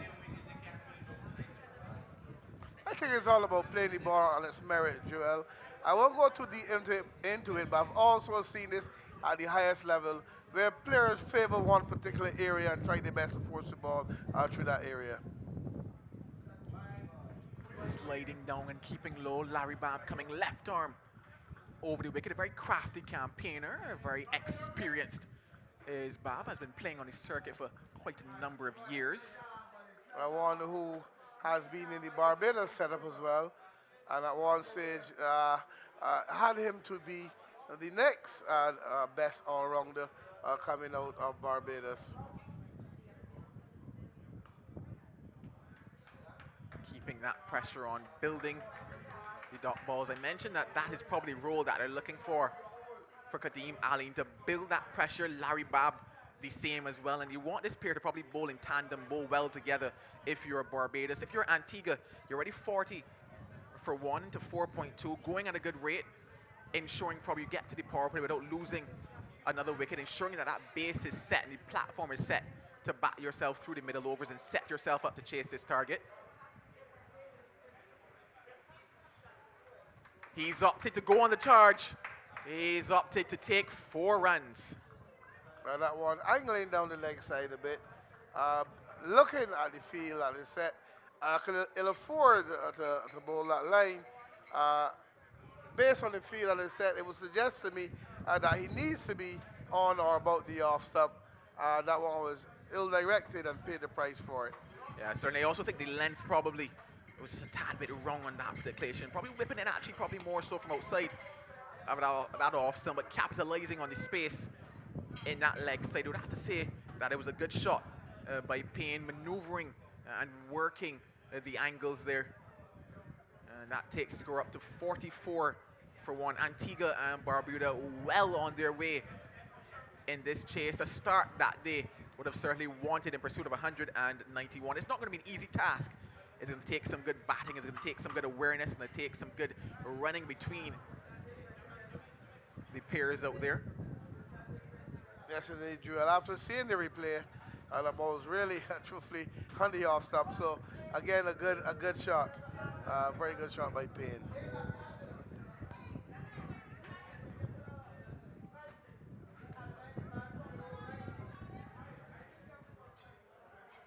So he started with 2 dots. Went for a 4.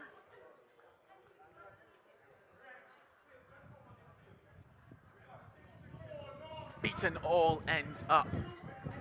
A brilliant comeback from Larry Babb.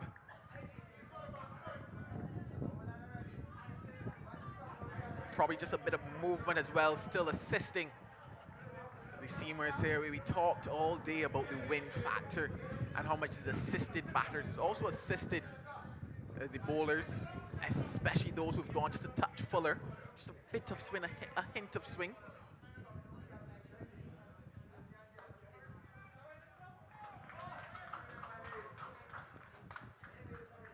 The claps you can hear are those supporting the Barbados Police Service. Quite a few of them here.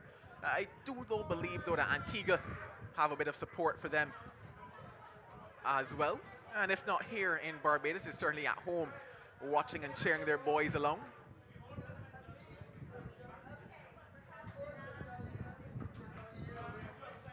What a way to end the over. After 5, It is 48 for 1. Yes, that one picked up and struck over mid-wicket. Indeed, a very good shot. And the Antigua and Barbuda side, as you see here, inside this wicket, clipped that over mid-wicket. A very good shot. And the Antiguan side certainly motoring on. No doubt looking to clinch this final spot to qualify. Well, it won't be automatic for them should they win. It would come down to a tie in terms of the points. Then somebody will have to whip out the calculator and see whether or not the net run rate sends them through or it sends Barbados through. But they certainly would want to give themselves a chance to be in that equation. Aline to continue.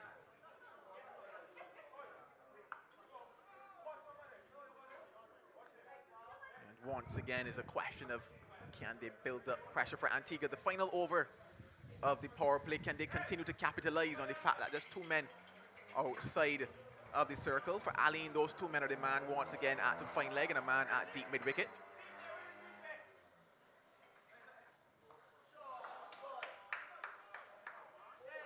Brilliant work on the boundary. A bit of a mix-up. And possibly the wrong end on that occasion. That would have been close for a run out. Good throw, it looks like. Stewart on that boundary as the 50 comes up for the Antigua and Barbuda side. 50 and 5.2 overs and really looking well. That's certainly looking well. This is the start, as I mentioned, that they were hoping for. The momentum was in Barbados' favor at the end of the innings. Bowled him, broken the stump, and that is what any fast bowler wants to see. Indeed, a good delivery in the block hole.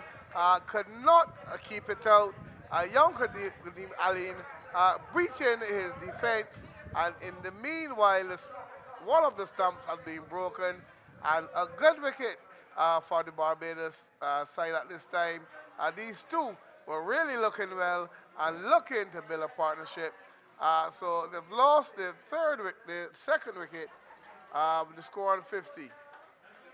Bang on the money, full straight and into that leg stump. The leg stump feeling the pain. I'm gonna have to call the doctor for that one.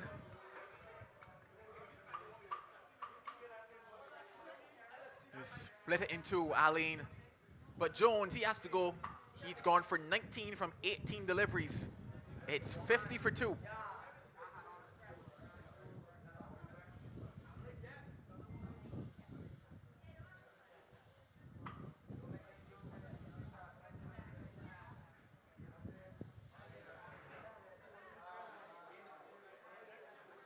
Once again, Aline, just where he would want to be as a fast bowler in the block hole. And as soon as he missed it, the stump had no chance. Well, striding out to face the music now, Malik Gerald. He'll be batting at 4 for Antigua and Barbuda.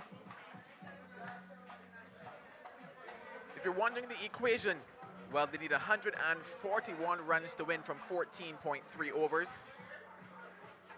Still a lot of time left in this contest. Still a lot of runs left as well. And still a lot of atmosphere. The music has joined us here at Lears. It's certainly been a wonderful day for cricket. In fact, it's been a wonderful tournament all around.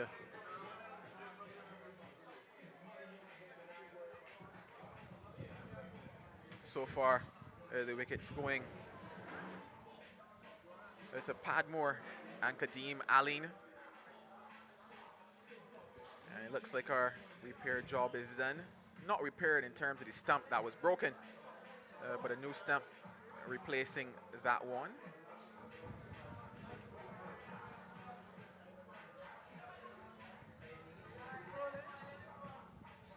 A bit of an inspection.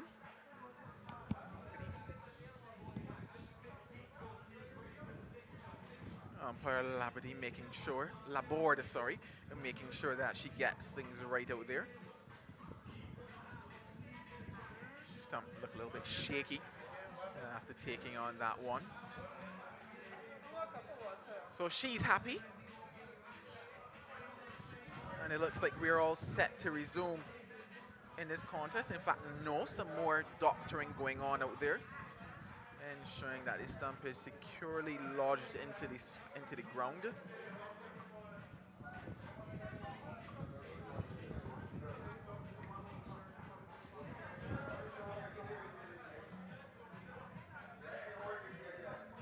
Thank you very much, Umpire Laborde. Thank you very much, Umpire Welch. We're ready to get underway again here at Layers, as I mentioned. Malik Gerald. He's a new batter to the crease. And well, the word of the day for Antigua and Barbuda is partnership. Can the two at the crease build a partnership? Can the two at the crease set them a platform at which to chase down 191?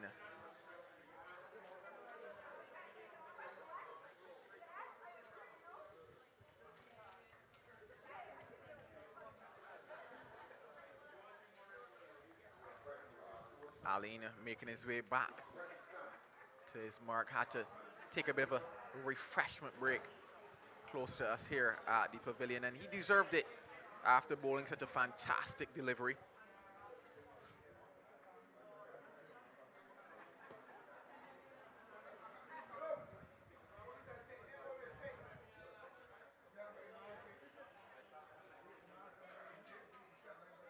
We're all set to go again. Let the action continue.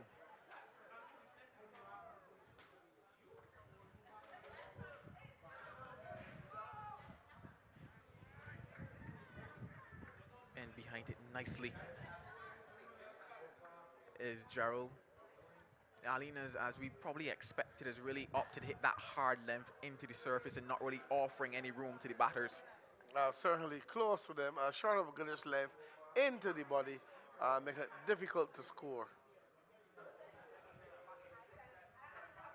Goes full once again. And to the disappointment of the Barbados Police Service, to the disappointment of all of those supporting Barbados, Umpire Welch says not out. Sliding down the leg side possibly. Barbados were convinced, the supporters were convinced.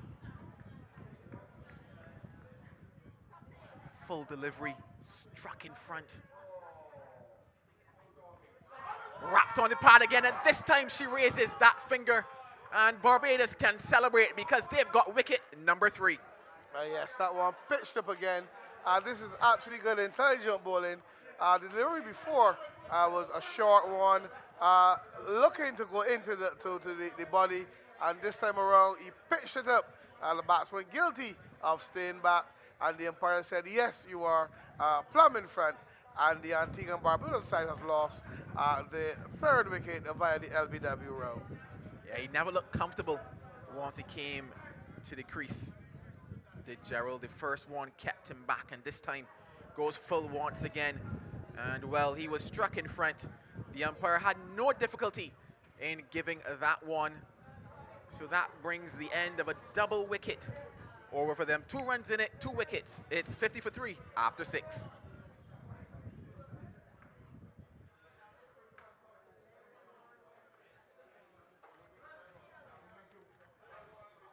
It's interesting that in terms of the comparison between the two sides, Barbados were 56 for 2 after 6. Antigua and Barbuda just 6 runs shy of that, but 1 wicket more to it, 50 for 3. Yes, the Barbados side, they were scoring quickly, but they were also losing a lot of wickets. Same thing here, not much between the two, but also losing a few wickets, the Antigua side. But early days yet, Barbados obviously looking to make further inroads so far, bowling-wise. From a scale of 1 to 10, I'll give them probably a 7.5. Well, I guess they might take that 7.5 at the moment. 50 for 3 they are. It's interesting to note that within the next 4 overs, Barbados really kicked into gear. They actually got 52 runs in the next 4. At over number 10, they were 108 for 4, and then Antigua had to pull things back. We'll see how they go here. Payne is still out there. He's on 23. And joining him is Derek Marillin.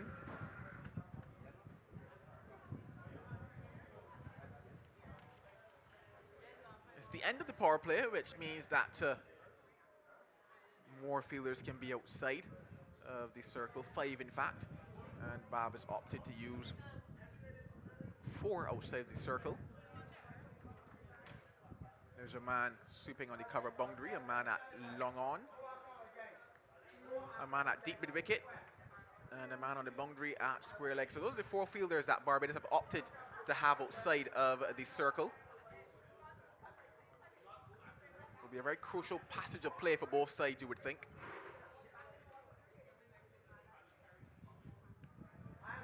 Is at that stage where you set yourself up almost, whether or not from a batting perspective, how well can we get towards the business end where we get to overs 14 onwards, or from a bowling side, how well can we restrict them, how many wickets can we pick up in this period?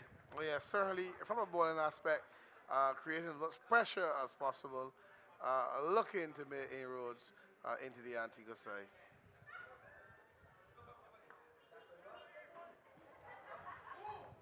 Oh, things are certainly shaping up for a fantastic ending here on Thursday in Barbados.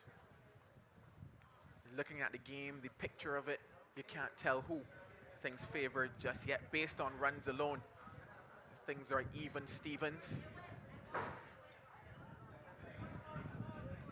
Based on crowd support, you might tell yourself Barbados.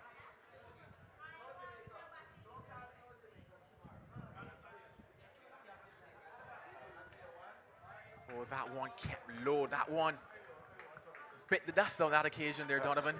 Yes, that one really, as they would say, rolled around the carpet. Luckily for the batter, it was not on target. Good save by the keeper, who got down quickly to prevent anybody's. So that's the first one that we've really seen so far that really went along, rolled along the pitch.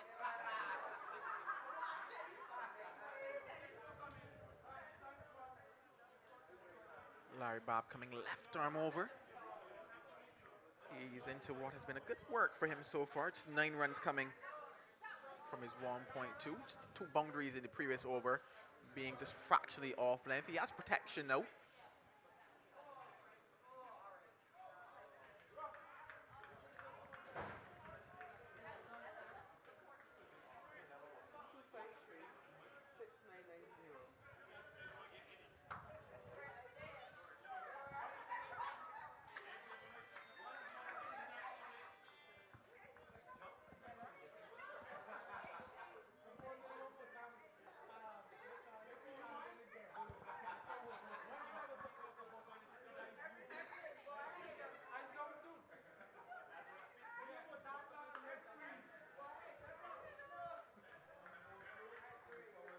Not often you see pacers bowling in shades, maybe spinners, but Larry Bob just easing in, sunnies on, looking like a cool customer.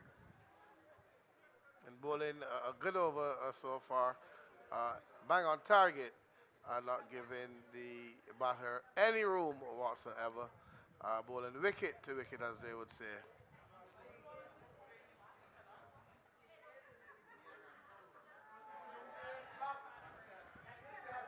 I see you nodded your head, Donovan. I guess a bit of the going against exactly what you know said. You were praising him.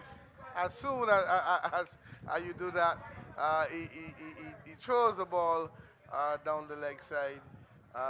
After giving him all the praise for being accurate, he said, you know what, I'm going to prove you wrong, Donovan. I'm just going to throw it down the leg side. 1 more to the total.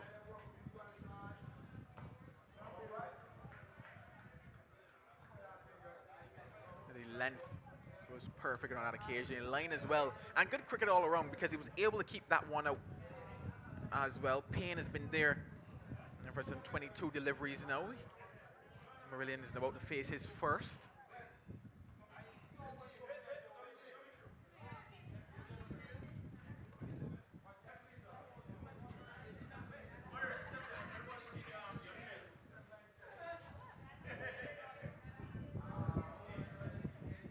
just a case once again of getting that field right. We've seen situations where they haven't had the fielders in the right position. They haven't assessed the conditions well. They've paid the price, always looking at the fact that this ground runs quite well. The breeze is strong, especially on the leg side of the right-handers.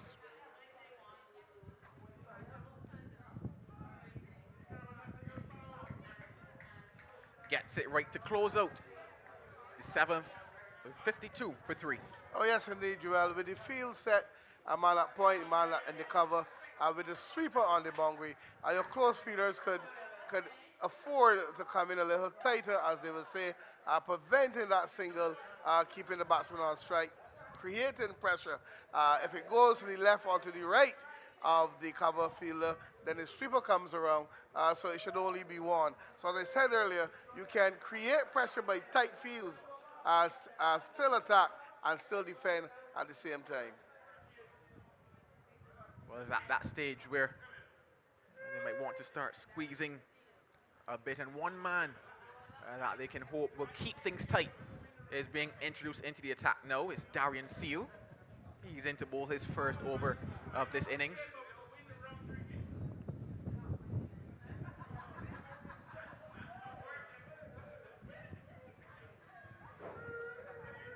The last couple overs for Barbados have been what they've been hoping for. They've been spot on. They've kept things tight. They've built the pressure. Can Seal continue to do that? Or can Antigua break the shackles, so to speak? Well, hopefully, we hope from the Barbadian perspective, they hope he can. But most importantly, Joel, they kept the boundaries down, and that was important. Building pressure in terms of the scoring rate. So if he can continue in that vein, string some good deliveries together with a wicket or two in his spell, and then he can create by far more pressure on the Antigua side. They've been able to keep Payne quiet for some time. He has 5 fours, but he hasn't hit one in a while. And it's situations like this that you start to tell yourself that the fault shot might be coming, or the forced shot might be coming.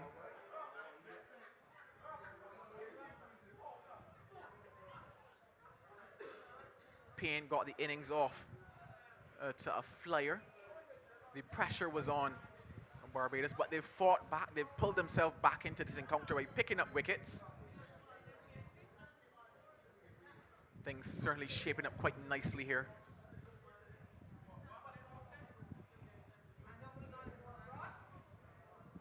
I guess you can understand what Seal is trying to do, just push that ball across Payne at the moment. He has the protection in the offside, so as long as he gets it right, you're just looking at a possibility of one. Good running might give you 2. But on occasion, just, I guess, going too wide. But if he looked at the way Kadeem Ali bowled to Payne into his body and made it difficult for him to score. Payne eyeing up that leg side. Can't make the connection. Might be better served looking to the offside. Not necessarily with the aerial shot, because once again that wind comes into play, and time and time again we've seen many balls blow back in that wind.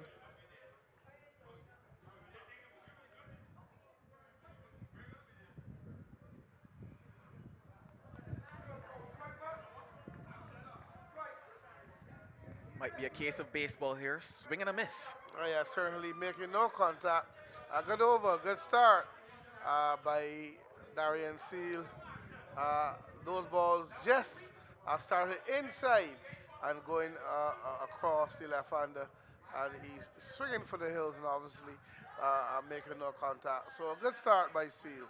Yeah, I saw him rehearsing the correct shot while you were talking on the camera. I saw him looking to go through the offside. What he has done, though, is prompted a change in the field. The man goes back to the boundary at long on. He's going to have to go again, because the fielder that went down there to give him the advice wasn't back in his position just yet. But as I mentioned, probably might be better served looking to go through the offside, rotate the strike, keep the scoreboard ticking over.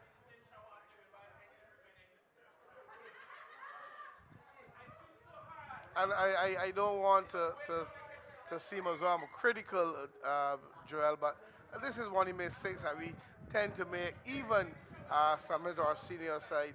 We believe that once it's T20 cricket, that every ball must be 4, every ball must be 6. And you see Payne here, after not getting a run for a while, have forgotten all about singles and twos, simply looking to hit 4s and 6s.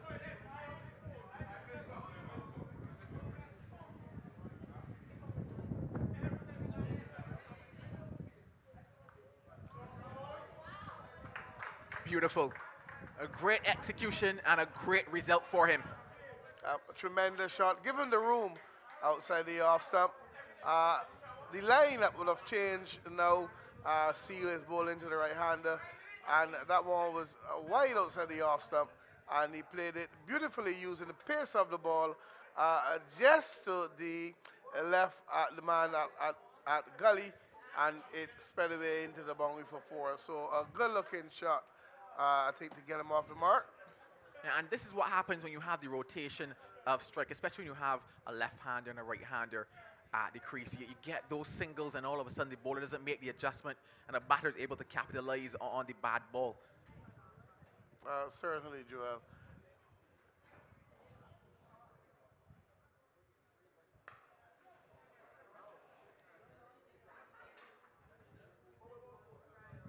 Thought about 2 for a moment. But it's just at that stage, as we say, the middle overs, because the field is spread. Payne was there when the restrictions were on. All in all, 5 runs from the over. Not a bad over at all, and not a bad start by Seal. Yes, certainly, and we keep, I see it over and over and over and over. The bowling becomes good, or the bowling is good, or the bowler at the particular time is bowling well, and he's still trying to force him for a boundary. I'd be well advised to get your 1s and 2s off of the good balls, and as long as a bad delivery comes along, then you can score, and score easily, thus keeping the scoreboard ticking, and you know, makes it easier for you as the batter.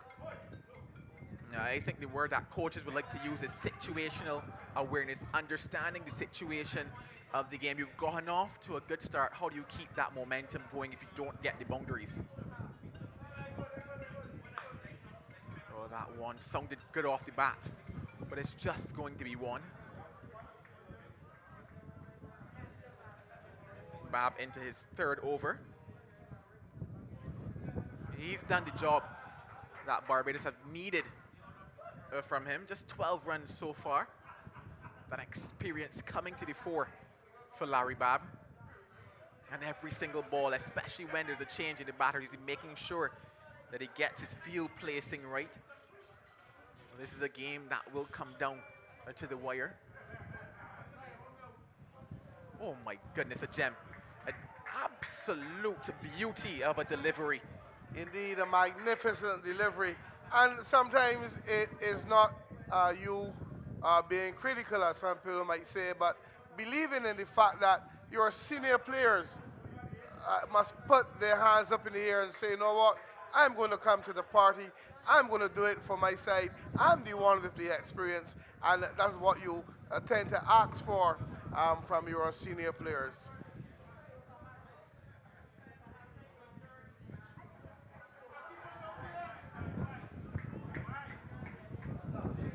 So interesting at times when balls go down the leg side, how players get animated. And you tell yourself, oh, did that hit something? The umpire then cancels everything, stretches the arm and signals a wide. Yeah, certainly, I believe that's done most of the time, hoping that you would catch the umpire napping, throw them off their game, so to speak. But indeed, a very good call from the umpire, Lahore. And this is, I guess, a little better here. The last 5 or so deliveries for Antigua. You saw the boundary, yes, and that was a bad ball that it capitalized on. But there have been more singles that have come in to play. The score has ticked over, and I guess with that, the pressure probably just ever slightly not as much. Yeah, certainly. Keep rotating the strike, keep the singles coming. You will get the twos, and the bad ball will come along. That is how I believe that it should be played in terms of batting while chasing these runs. Another one keeps low. Yesterday, we saw one or two keep low going across the left-hander. We didn't see it at all in the 3 innings, or actually maybe just one in the first game that was played today. But for the most part, the bounce has been fairly consistent here, but that one also just sliding through. And it could also do, I guess, with the bowler as well, because Larry Babb is a little slidier than some. The arm action isn't necessarily coming from the highest either.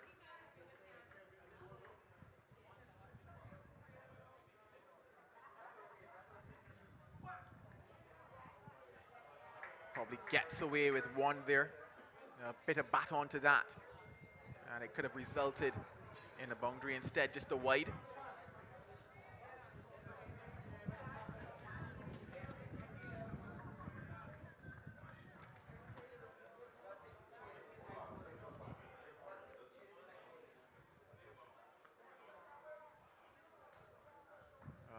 A lot of chatter around the venue. A lot of persons still giving that advice and saying, well, bowl this, bowl that, run this, run that. It's a pleasure to have all of them here to take in the action of the Regional Police Cricket Tournament. It's a pleasure to have those watching via the stream. Beautiful pictures of the Layers ground. The trees. Indeed, it's very encouraging, and indeed a very pleasant sight.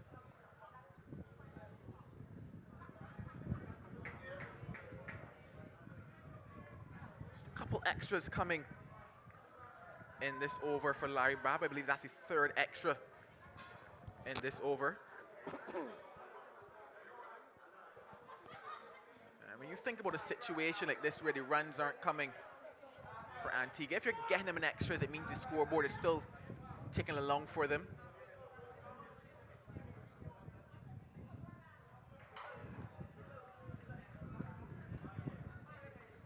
Ends it off with the dot ball. After 9, it is 66 for 3. If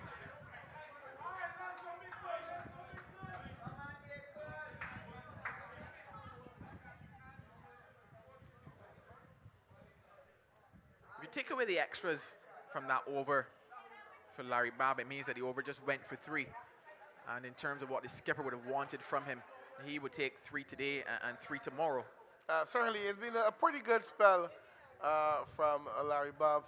As you said, just the few down the leg side in terms of wides, but he's looked really good.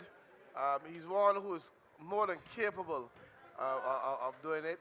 That's why, as a senior pro, they'll be looking to him really to close it out for them. But so far, it's been a pretty impressive spell.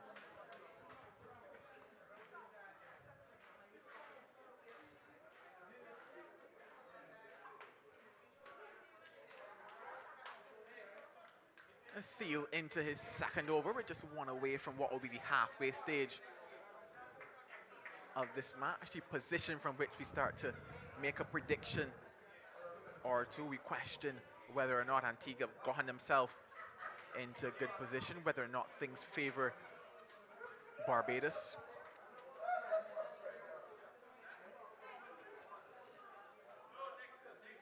A good early call results in another run. So, yeah, things have gotten progressively better for them after not getting the boundaries, after having a few swing and misses.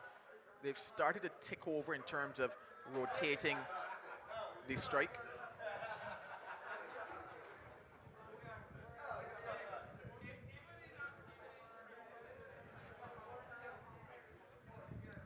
Digs that one in. He certainly cannot believe the call by umpire Sheena Welch. She signals a wide.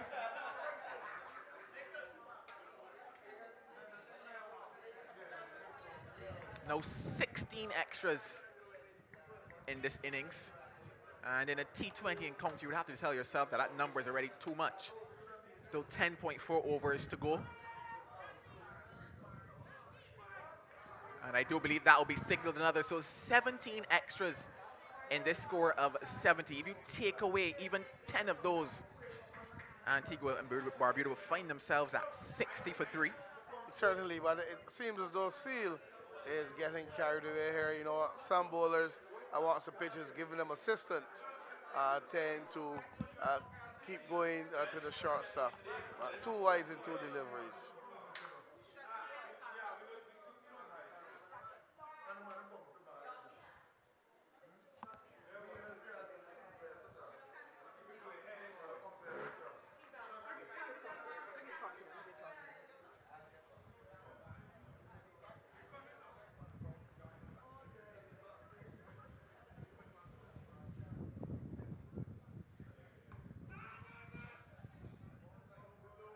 Good cricket all around.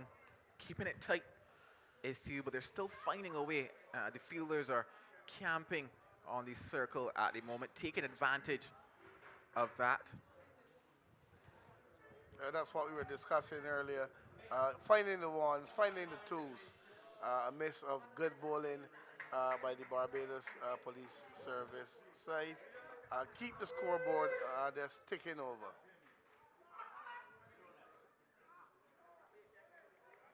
Looking to that leg sit again is Payne. He hasn't learned his lesson.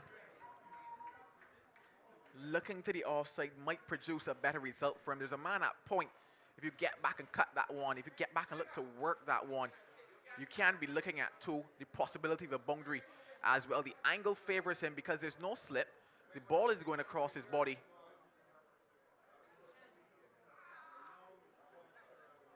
Badly lined and treated to a boundary. Certainly, you got the one, you got a couple of runs, then you got the bad delivery, you put it away. Simple cricket, easy. Bottom of some common sense. Padmore, Seal, guilty there of a strain on the leg side. Clipping that one through the leg side. Padmore couldn't get around to his left in time, and it on a quick outfield, as we mentioned, and the ball raced away for 4. So that's the midway of this innings, 75 for 3. And I would say Antigua and Barbuda looking to fight back. The Barbados side looking to keep pegging. And I would imagine at this stage it might be even Stevens. Yeah, you might tell yourself even Stevens, probably tipping slightly in the favor of Barbados. But just a quick look at that scorecard. Payne, he's been there from the start. He's on 26 from 30 deliveries. The 3 wickets being Marcelin, Jones, and Gerald. And Merlin, he's out there at the crease fighting the fire that Antigua and Barbuda need them to fight at the moment. 116 runs needed from 60 deliveries. The wickets, well, they went to Padmore. He picked up 1.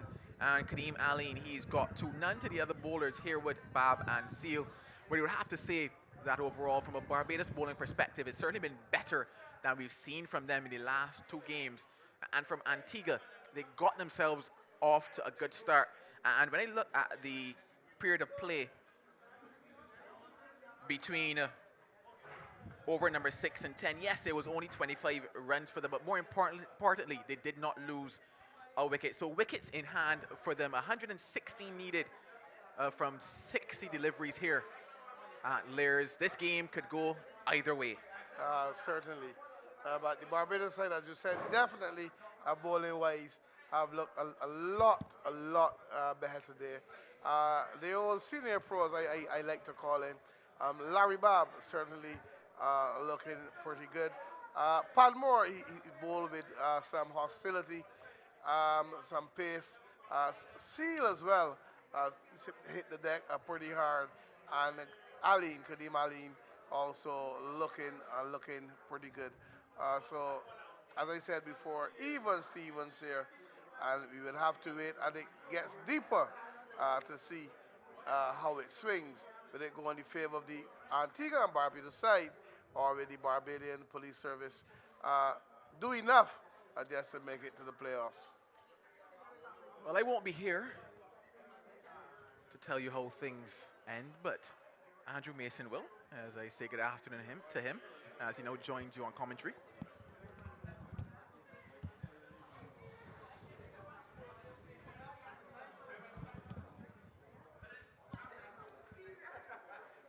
So Barbados have been able to pull it back thanks to some good bowling from Larry Babb. 3 overs, no better done for 17. And Kadeem Allen was brilliant. 2 overs, no better than 2 for 7. He's got 2.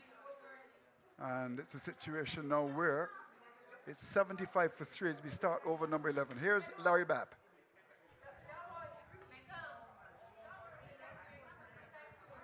Just a single. Marillion is the batsman. And Payne, who's 30, opened the batting. Left-handed player. Suppose it's going to be very important if they're going to win this. 30 can bat a bit. Although he seems vulnerable to balls outside the off stump, but seems to be very good in terms of his leg side play.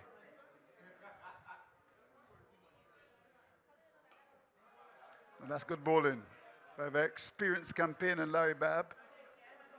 Of interest, though, would be the number of extras conceded. Because when you look at it, there's 17 with 11 wides. Yeah, certainly too many for just only 10.2 overs gone, Andrew.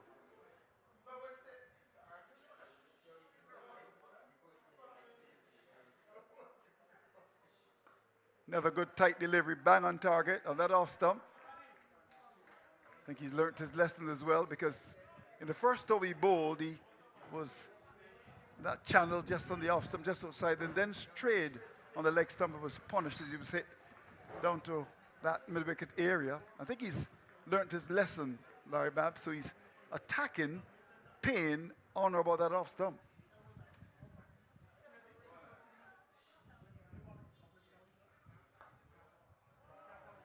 One, will he come back for the second? I don't think he will. Of course, he's got Marillion, a heavy-set man.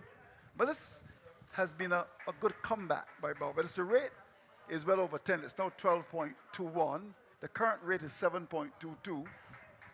And with Africa Moore, Cornelius, Bernard, Boston, and Mason to come, I think Barbados will feel they've got a good chance here, but you never know. Cricket is a funny game. That's gone wide. And they'll get one. Will they come back for the second? No, they won't. Fielder making good ground to his right. That looks like good in.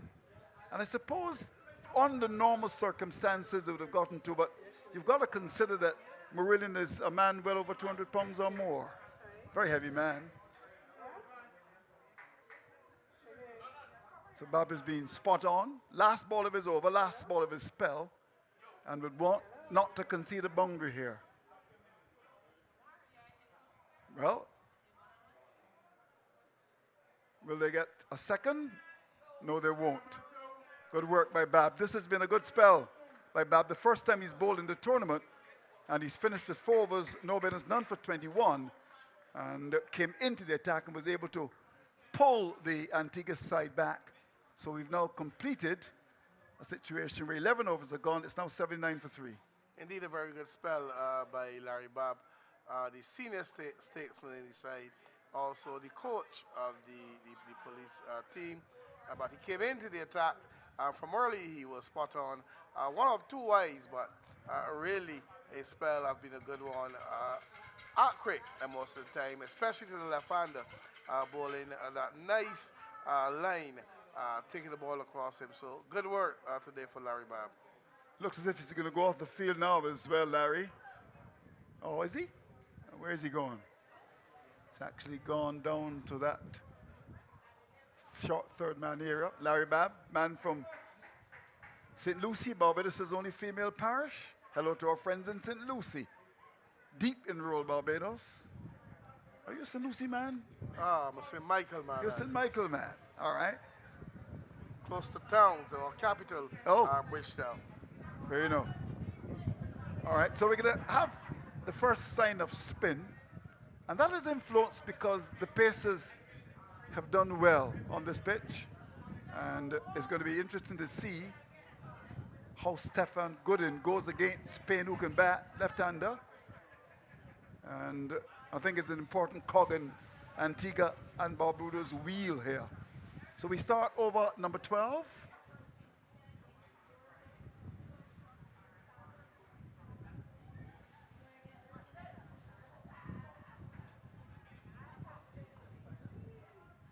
Just a single the first ball, so good start for Gooden.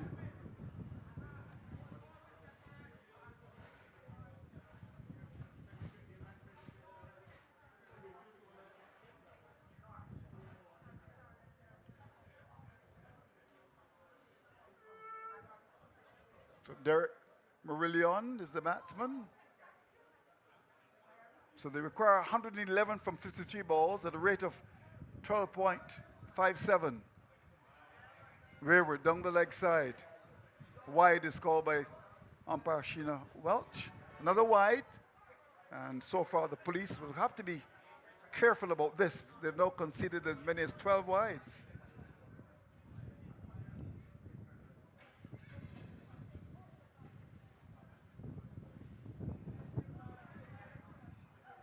Very well played indeed. They'll get two, I would imagine.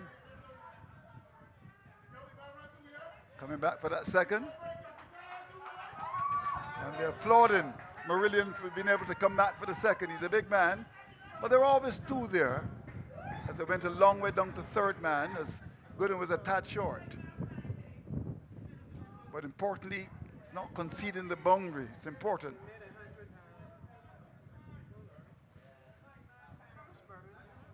Very well bowled indeed. That was given lots of air. Beautiful flight. Couldn't put it away. So 3 balls gone, just 4 runs scored so far. Gooden would want to finish strongly in the other hand. Antigua and Barbuda looking for some runs there. That's too short.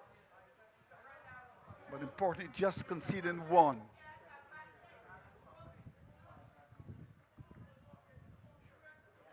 So Payne is the batsman, and he's on 33 from 37 balls. That rate continues to climb.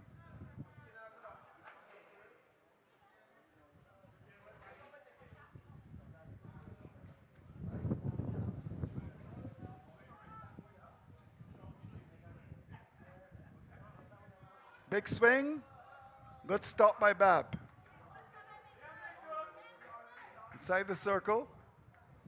Had that gone past him, it might have gone for 4 down that short third man area. So Gooden has only conceded 6 in the over, but 1 ball to come. And we've seen on several occasions the boundary coming from the last ball, as was the case when Seal bowled. So can he keep the batsman quiet? We shall see.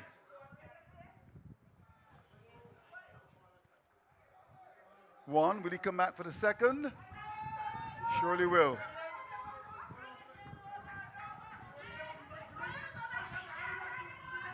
So they got 2 from the last ball. Gooden conceding 8 from the over. We've now completed 12, and it's 83 for 3.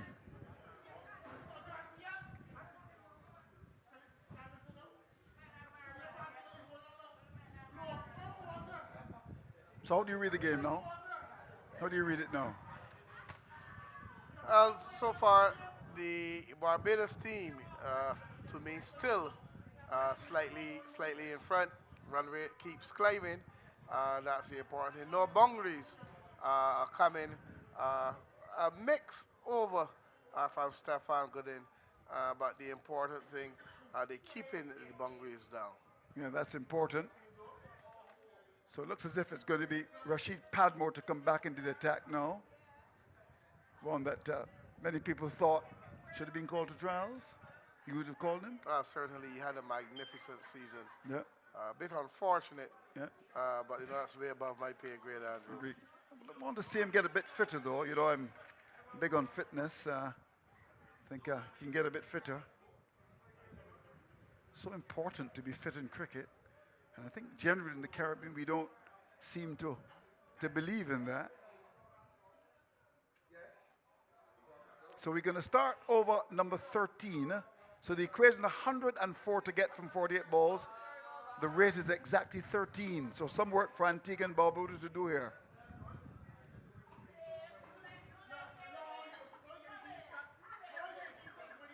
Here's Padmore to bowl his third.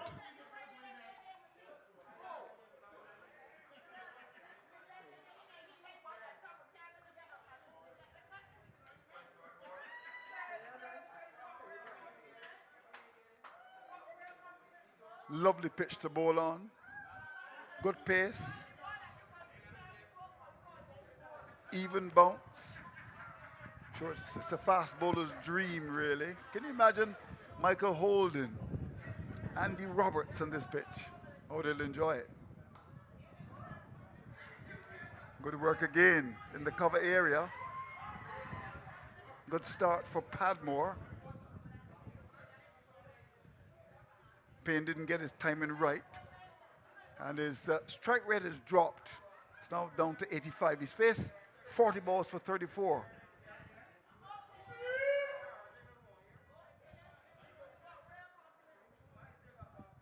Just one.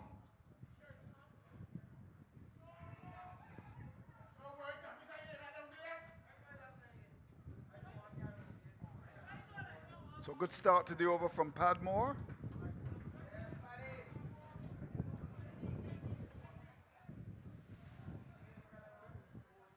Looks a lot better bowling from this end, Andrew. I suspect that the bottom end would have been a bit too free for him.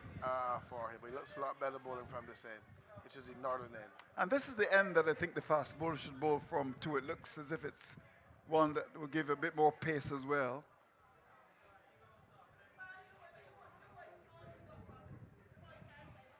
He's going to bowl to Derek Marillion.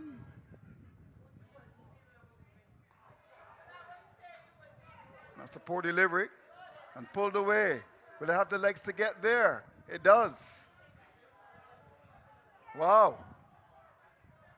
Banged in short, pulled away, down to backward square.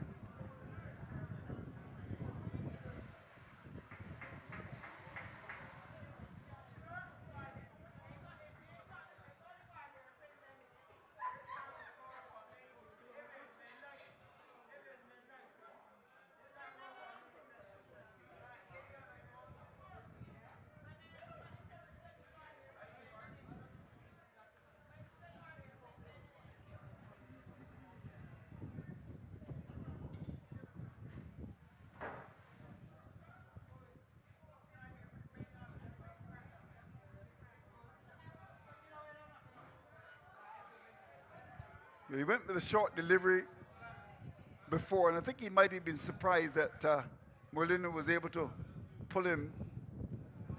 And he's now decided to bowl a different length, fuller, and a bit more pace as well. Good comeback.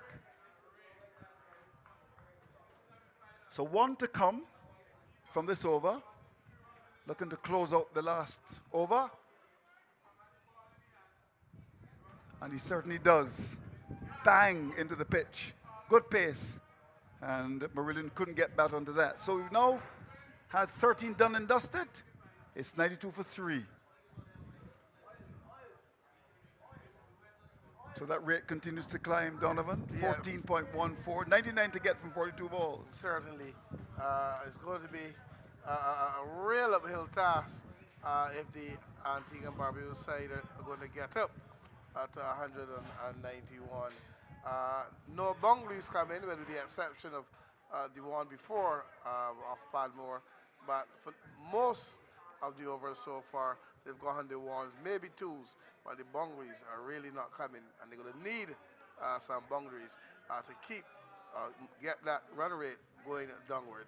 Yeah, you're right. I think Padmore was maybe a bit surprised that he was pulled away, because I think they reckon that Marillion is not that good to the deliveries that are not full, the shorter deliveries, but he pulled out a good shot.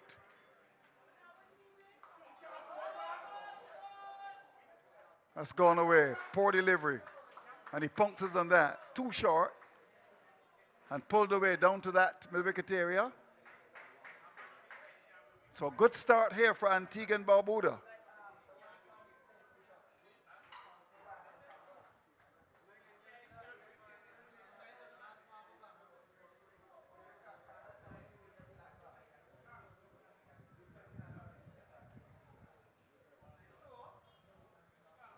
This is short and asking for the treatment. And certainly got what he deserved. A bad ball by Stefan Gooden. It was a nothing delivery, really. It was a long hop and pulled away. Got to try and get his length right. Payne has been very patient. And he bowls him. Big swing and a miss. Gooden strikes. The opening batsman departs for 39. And further trouble now for the Antigua and Barbuda side. In over number 14, they're now 96 for 4.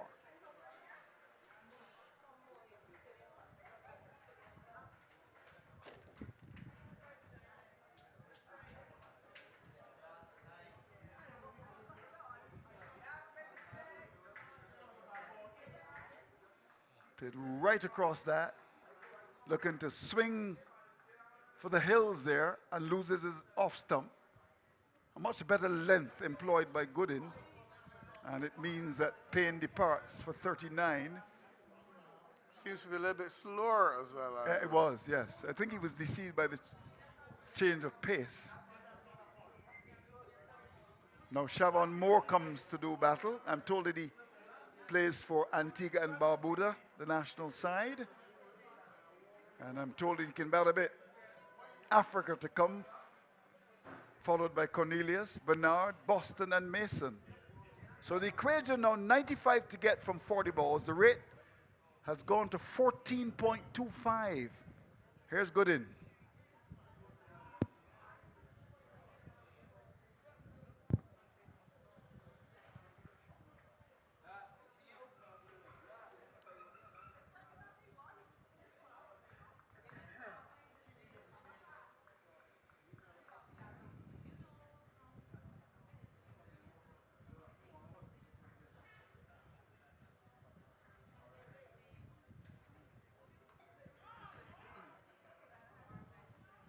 So a good comeback after bowling a rank long hop.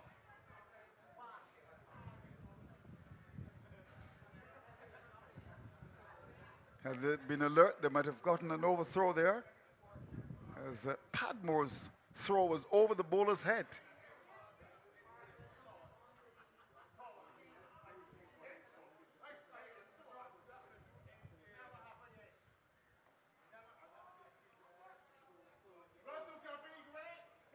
Just a single. And again, keeper not getting the best service. These guys are tired too. I mean, they've played almost every day. And I'm sure that Barbados will welcome the rest tomorrow. Last ball of the over. Gooden will want to finish strongly here. He's bowling to Moore. And he does. Finish very strongly indeed after conceding a boundary of the first ball of the over. We've now completed 14, and it's 98 for 4, which means that the equation, Antigua and Barbuda, require 93 from 36 balls, and that rate has gone over 15. It's now 15.50, so it's climbing. And climbing and keep climbing, Andrew. The Barbadian bowlers are making it difficult for the Antigua and Barbuda batsmen. And they're bowling, for most parts, pretty decent lines, pretty decent lengths, and no one can get really going. Payne, who scored 36, it was, I think, he had looked pretty good, but with him gone now, I have my doubts. They're even finding anyone who can take them along from here. Well, Rashid Padmore will bowl his last over. Hit in the air, catch taken. Well, of course, Kadeem Aline is a wonderful cricketer, lots of talent. Swung away down towards that long on area. Simple catch to a young man, and he gobbles it further trouble for Gaston Brown's men. Things are looking brown for them as Barbados get another wicket. A ball that was short outside the off stump, and he swung it down towards long on. Good catch taken, keeping his eyes on the ball, and it means that Meridian has got to go. Further trouble for Antigua and Barbuda. It's 98 for 5 as Meridian departs for 21.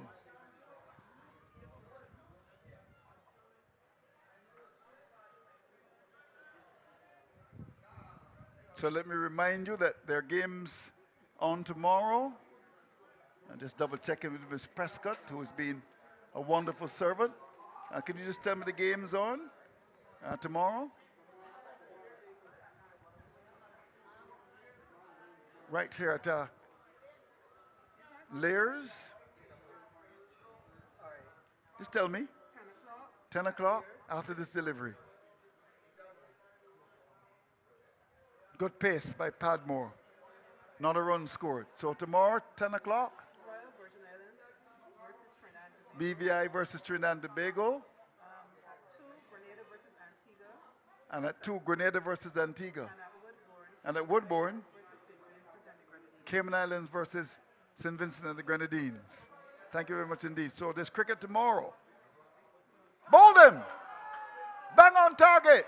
Africa goes. Padmore celebrates. And the Antigua and Barbuda side in all kinds of contortions here. They are in big, big trouble. They're now 98 for 6. And that one was full and straight. Batsman now coming into bat. No foot movement will come into play. Obviously not Sahel, and the perfect delivery from Padmore. Full, straight, he missed, and Padmore was in business. Yeah, well, Africa takes that long walk back to Africa. Oh my golly, big man he is. Seems as if he eats a lot of dukan and saltfish there. I think that's the national dish. I was told that by Sweeney, who was our scorer. Hello to all of our friends in Antigua and Barbuda. Of course, Mr. Colin James. Know him very well. Still struggling to win a seat in All Saints. Colin, the commissioner, I think, of sports there, he's been locked on. Hello to Sandy Roberts, who called me very early in the morning. Hello, Sandy. How are you? Sir Curtly Ambrose. Sir Richie Richardson, the national hero, of course. The greatest of them all. Wonderful man. Sir Vivian Richards. Here we go. Tariq Mason comes out to bat. That's a good name to have, Mason. And Padmore looking for more blood.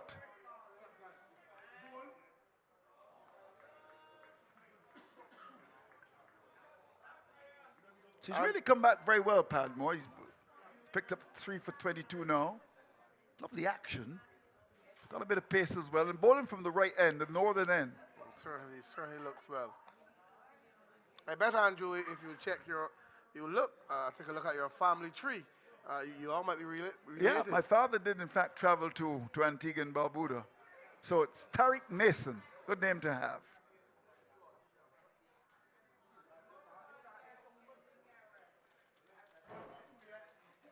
Just a single.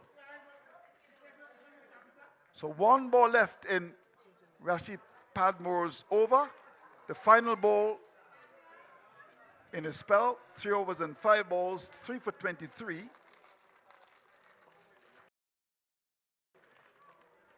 And he's really come back very well, Padmore.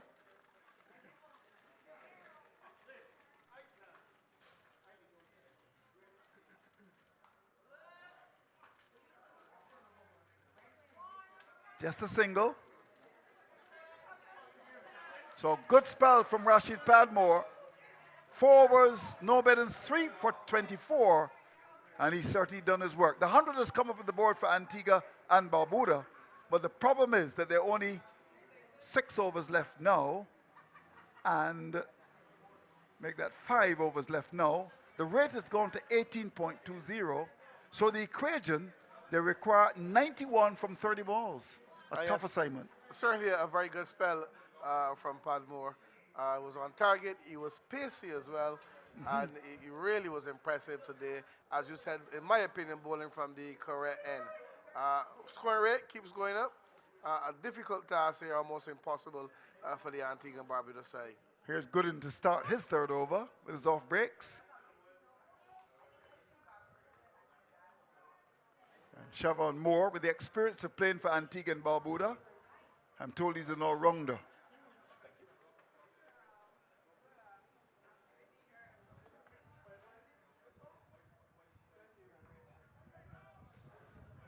This has been a tremendous comeback by Barbados. Scoring rate was good at the start, the first 3 or 4 overs, but they've pulled it back nicely.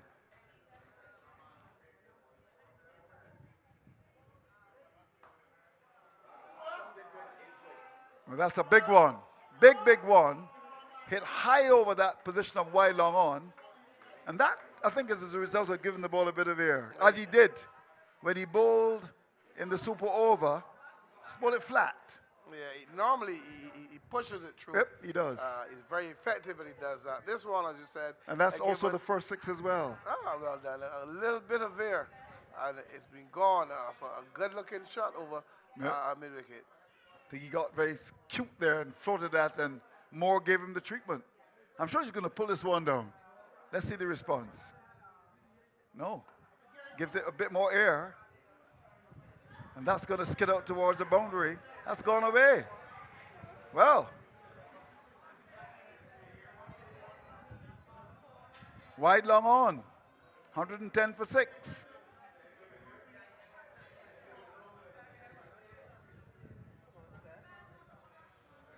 I thought he bowled poorly in the game, in that over, super over, giving the ball here. Let's see what he does here again. Well, he's gone up with a lot of air, but this time floated outside the line of the off stump.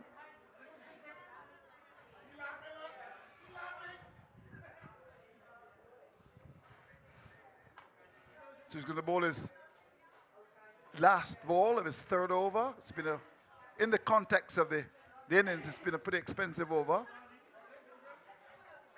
He's going to bowl to Mason, who's got 1.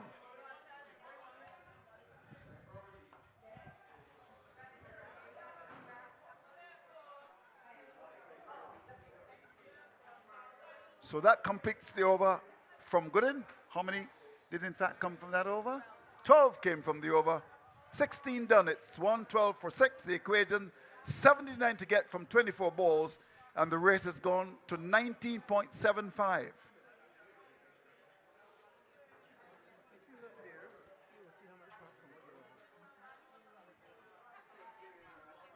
So let me remind you, the action continues tomorrow.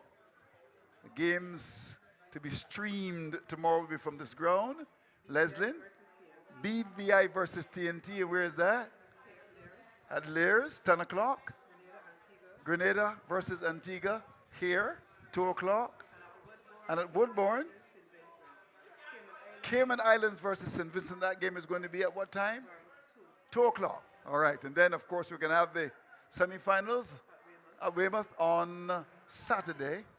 And then the big finals at Kensington Oval on Monday, the region's Mecca.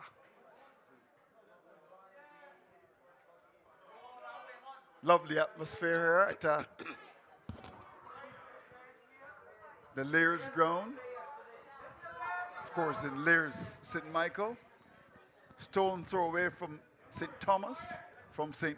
George.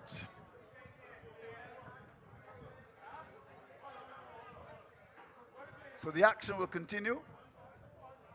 And it's going to be Kadeem Aline. Looks like a wounded warrior. He's got some plaster on his fingers. And he starts over number 17. He's going to bowl to Mason, who's got 2.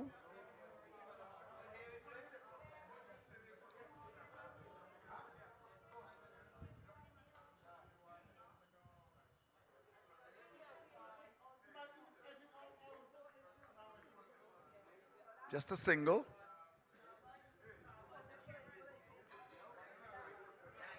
Interesting approach to the wicket coming from Aline.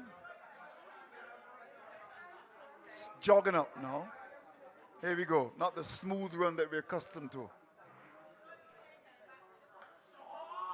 Very good fielding in the cover area. Wonderful work. Is that the captain? Yes, it is. Leading by example. Had that gone through, it might have gone pretty close to the extra cover boundary. The fielder on the boundary would have had a run to his right, but a good work by the captain. Oh, gosh.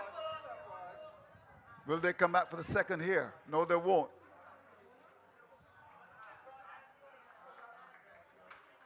That would have been a stupendous catch had the captain pulled it off at cover. Big drive.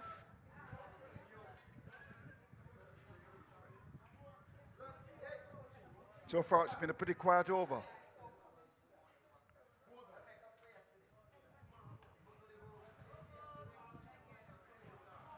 Captain is happy to concede the single. He's at extra cover on the edge of the circle. Singles won't win it for Antigua and Barbuda. 2 balls left in the over. That goes outside the off stump with a bit more pace on it. Very good bowling. Good game for Aline. Batted very well. And now will want to finish strongly. He's been very economical. He's just conceded 10 runs.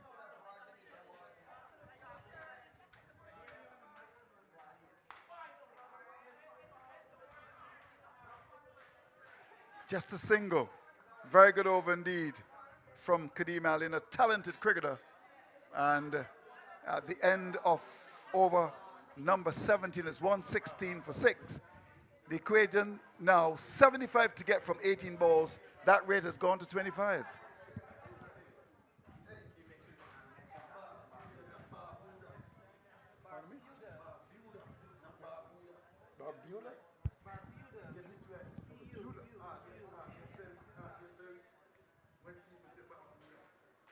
Oh, I'm told it's Barbuda and not Barbuda.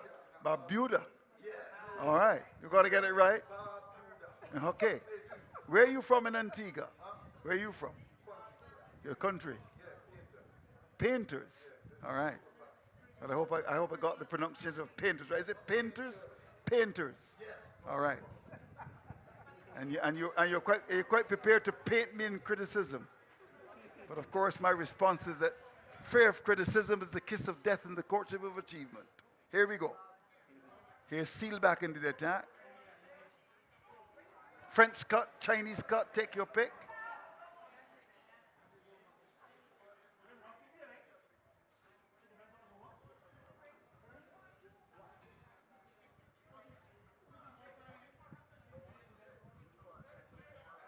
So what do we have now?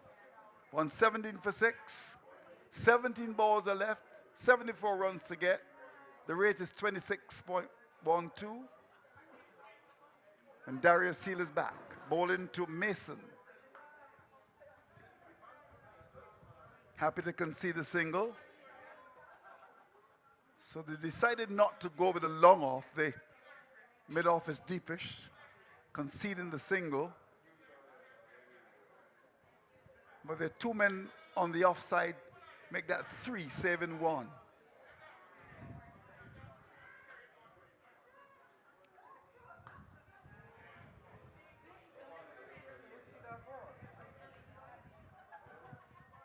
Just a single. Pulled away down to mid-wicket. The task is almost impossible. They need now to bring Sir Vivian Richards out of retirement and Richie Richardson. Sir Richie Richardson to win this.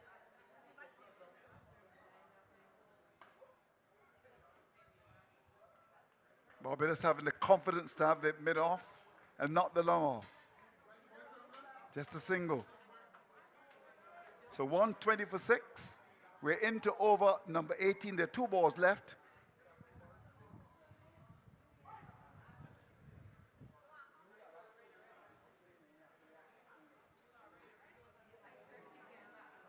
The light is not the best, but we shall prevail. I suppose one can say it's no sunshine, but it's really, I suppose, shining in Barbados here. They've been able to pull it back. And then in several parts, I mean, they were scoring quickly, but they were losing wickets. I thought the performance of the former captain, Sargent, was crucial to get them up to 190, a score that you really should defend.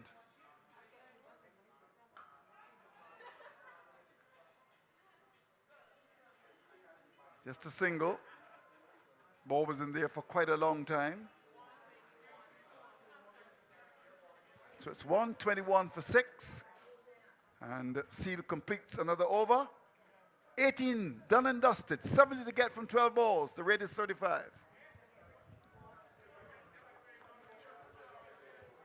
Well, I'm going to leave it to Joel Manning to deliver the final rights. Barbados are into the semifinals. And let me remind you that the action continues tomorrow.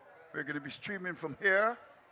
Then, of course, situation is that we've got the big semifinals at Weymouth on Saturday. Then we get a break. We welcome that break.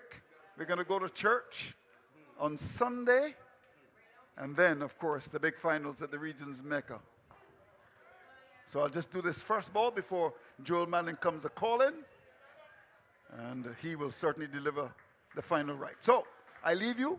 Thank you very much indeed for being with us on the stream. It's 122 for 6, 69 to get from 11. More from you, and then it's going to be our good friend, Joel Manning. Certainly, the Barbadian side certainly large and in charge here. Quite impossible for the Antigua and Barbuda side to get up to this total. Really impressive from the Barbados Police Service as we welcome back Joel, who's going to take you to the end.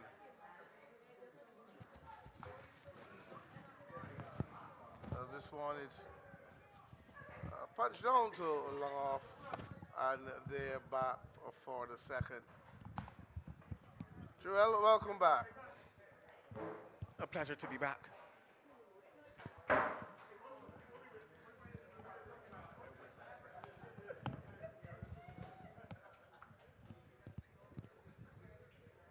Well, things in the favor of Barbados. We questioned who they would favor at sunset, and it's looking to be Barbados. Certainly pull things back well after the start. That Antigua and Barbuda were able to get. I think just winding down, the sun already set pretty much.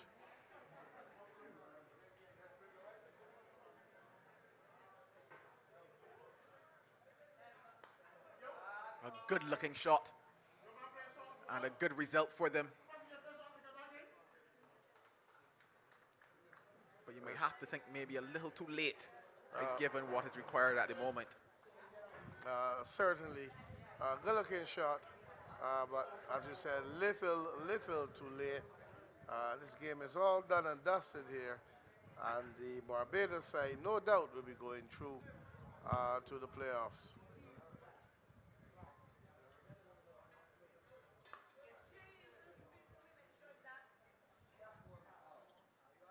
Certainly been a wonderful performance for them. When you looked at the start that Antigua and Barbuda were able to get, they were 50 for 3, 75 for 3 after 10. You really told yourself that they were still in the hunt for things.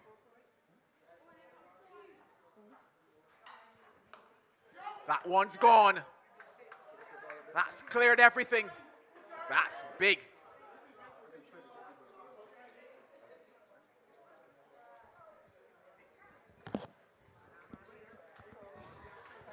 Yes, indeed, that one struck powerfully back over the bowler's head for 6.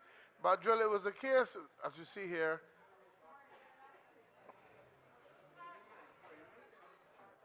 that one up in the slot, and it got the treatment. It was a case, Drill, where the Barbadians were losing wickets but scoring quickly, and after in the back end, they got some quick runs to get them up to 190. So they had the momentum going in to the second half, and they went along with that momentum and they obviously bowl pretty well. All of the bowlers, a few here or there with a few extras, but nevertheless, for the most part, they bowl pretty beautifully. 1 over left in this match. 6 balls, 54 runs. That tells us that it's impossible. And at the end of it, Barbados would have come out to the victors, 191, proving to be too much for the Antigua and Barbuda side. So 6 legal deliveries away from the sweet taste of victory for the Barbados Police Service.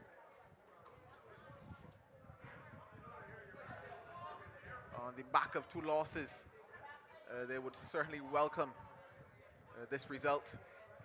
A result which would guarantee them a place in the Final 4 on Saturday.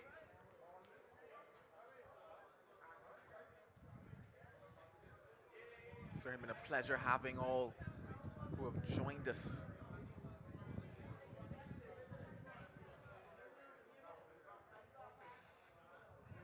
Just winding down.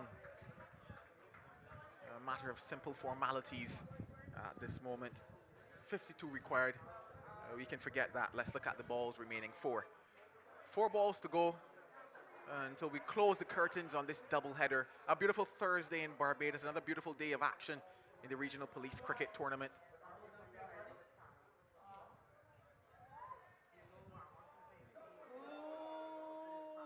Spoiling what has been a perfect day for Albert. Going through him, and we certainly hope that no damage was done to him as he went down. 4 byes signaled by the umpire.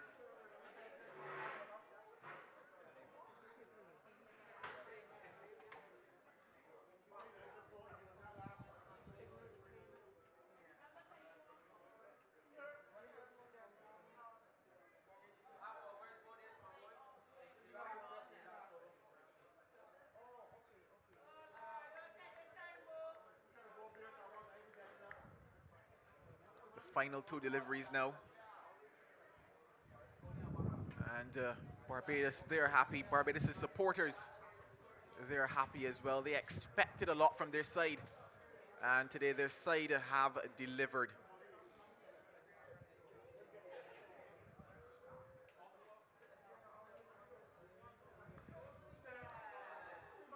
That looked nice. A beautiful hook shot. And 4 runs to Antigua and Barbuda. Short delivery, asking for the treatment. One too many bumpers, so to speak. And this one was eventually, the batsman made some connection and it sped away for 4.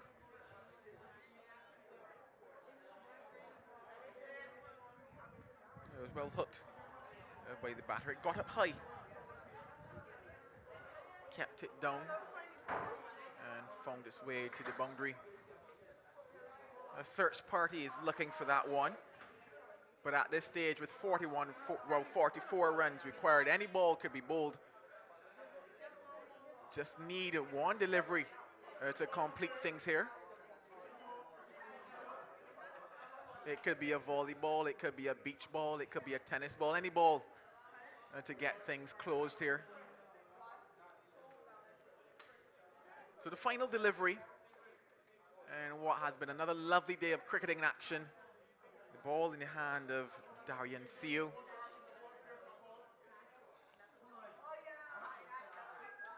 The final rights, and with it, it reads the Barbados are in to the semi-finals of the Regional Police Cricket Tournament. Certainly they came here today, both teams having to win to qualify, but the Barbados Police Service, after losing the 2 previous games, would imagine really wanted to win this one and do well. They came together as a unit. They were good in the batting.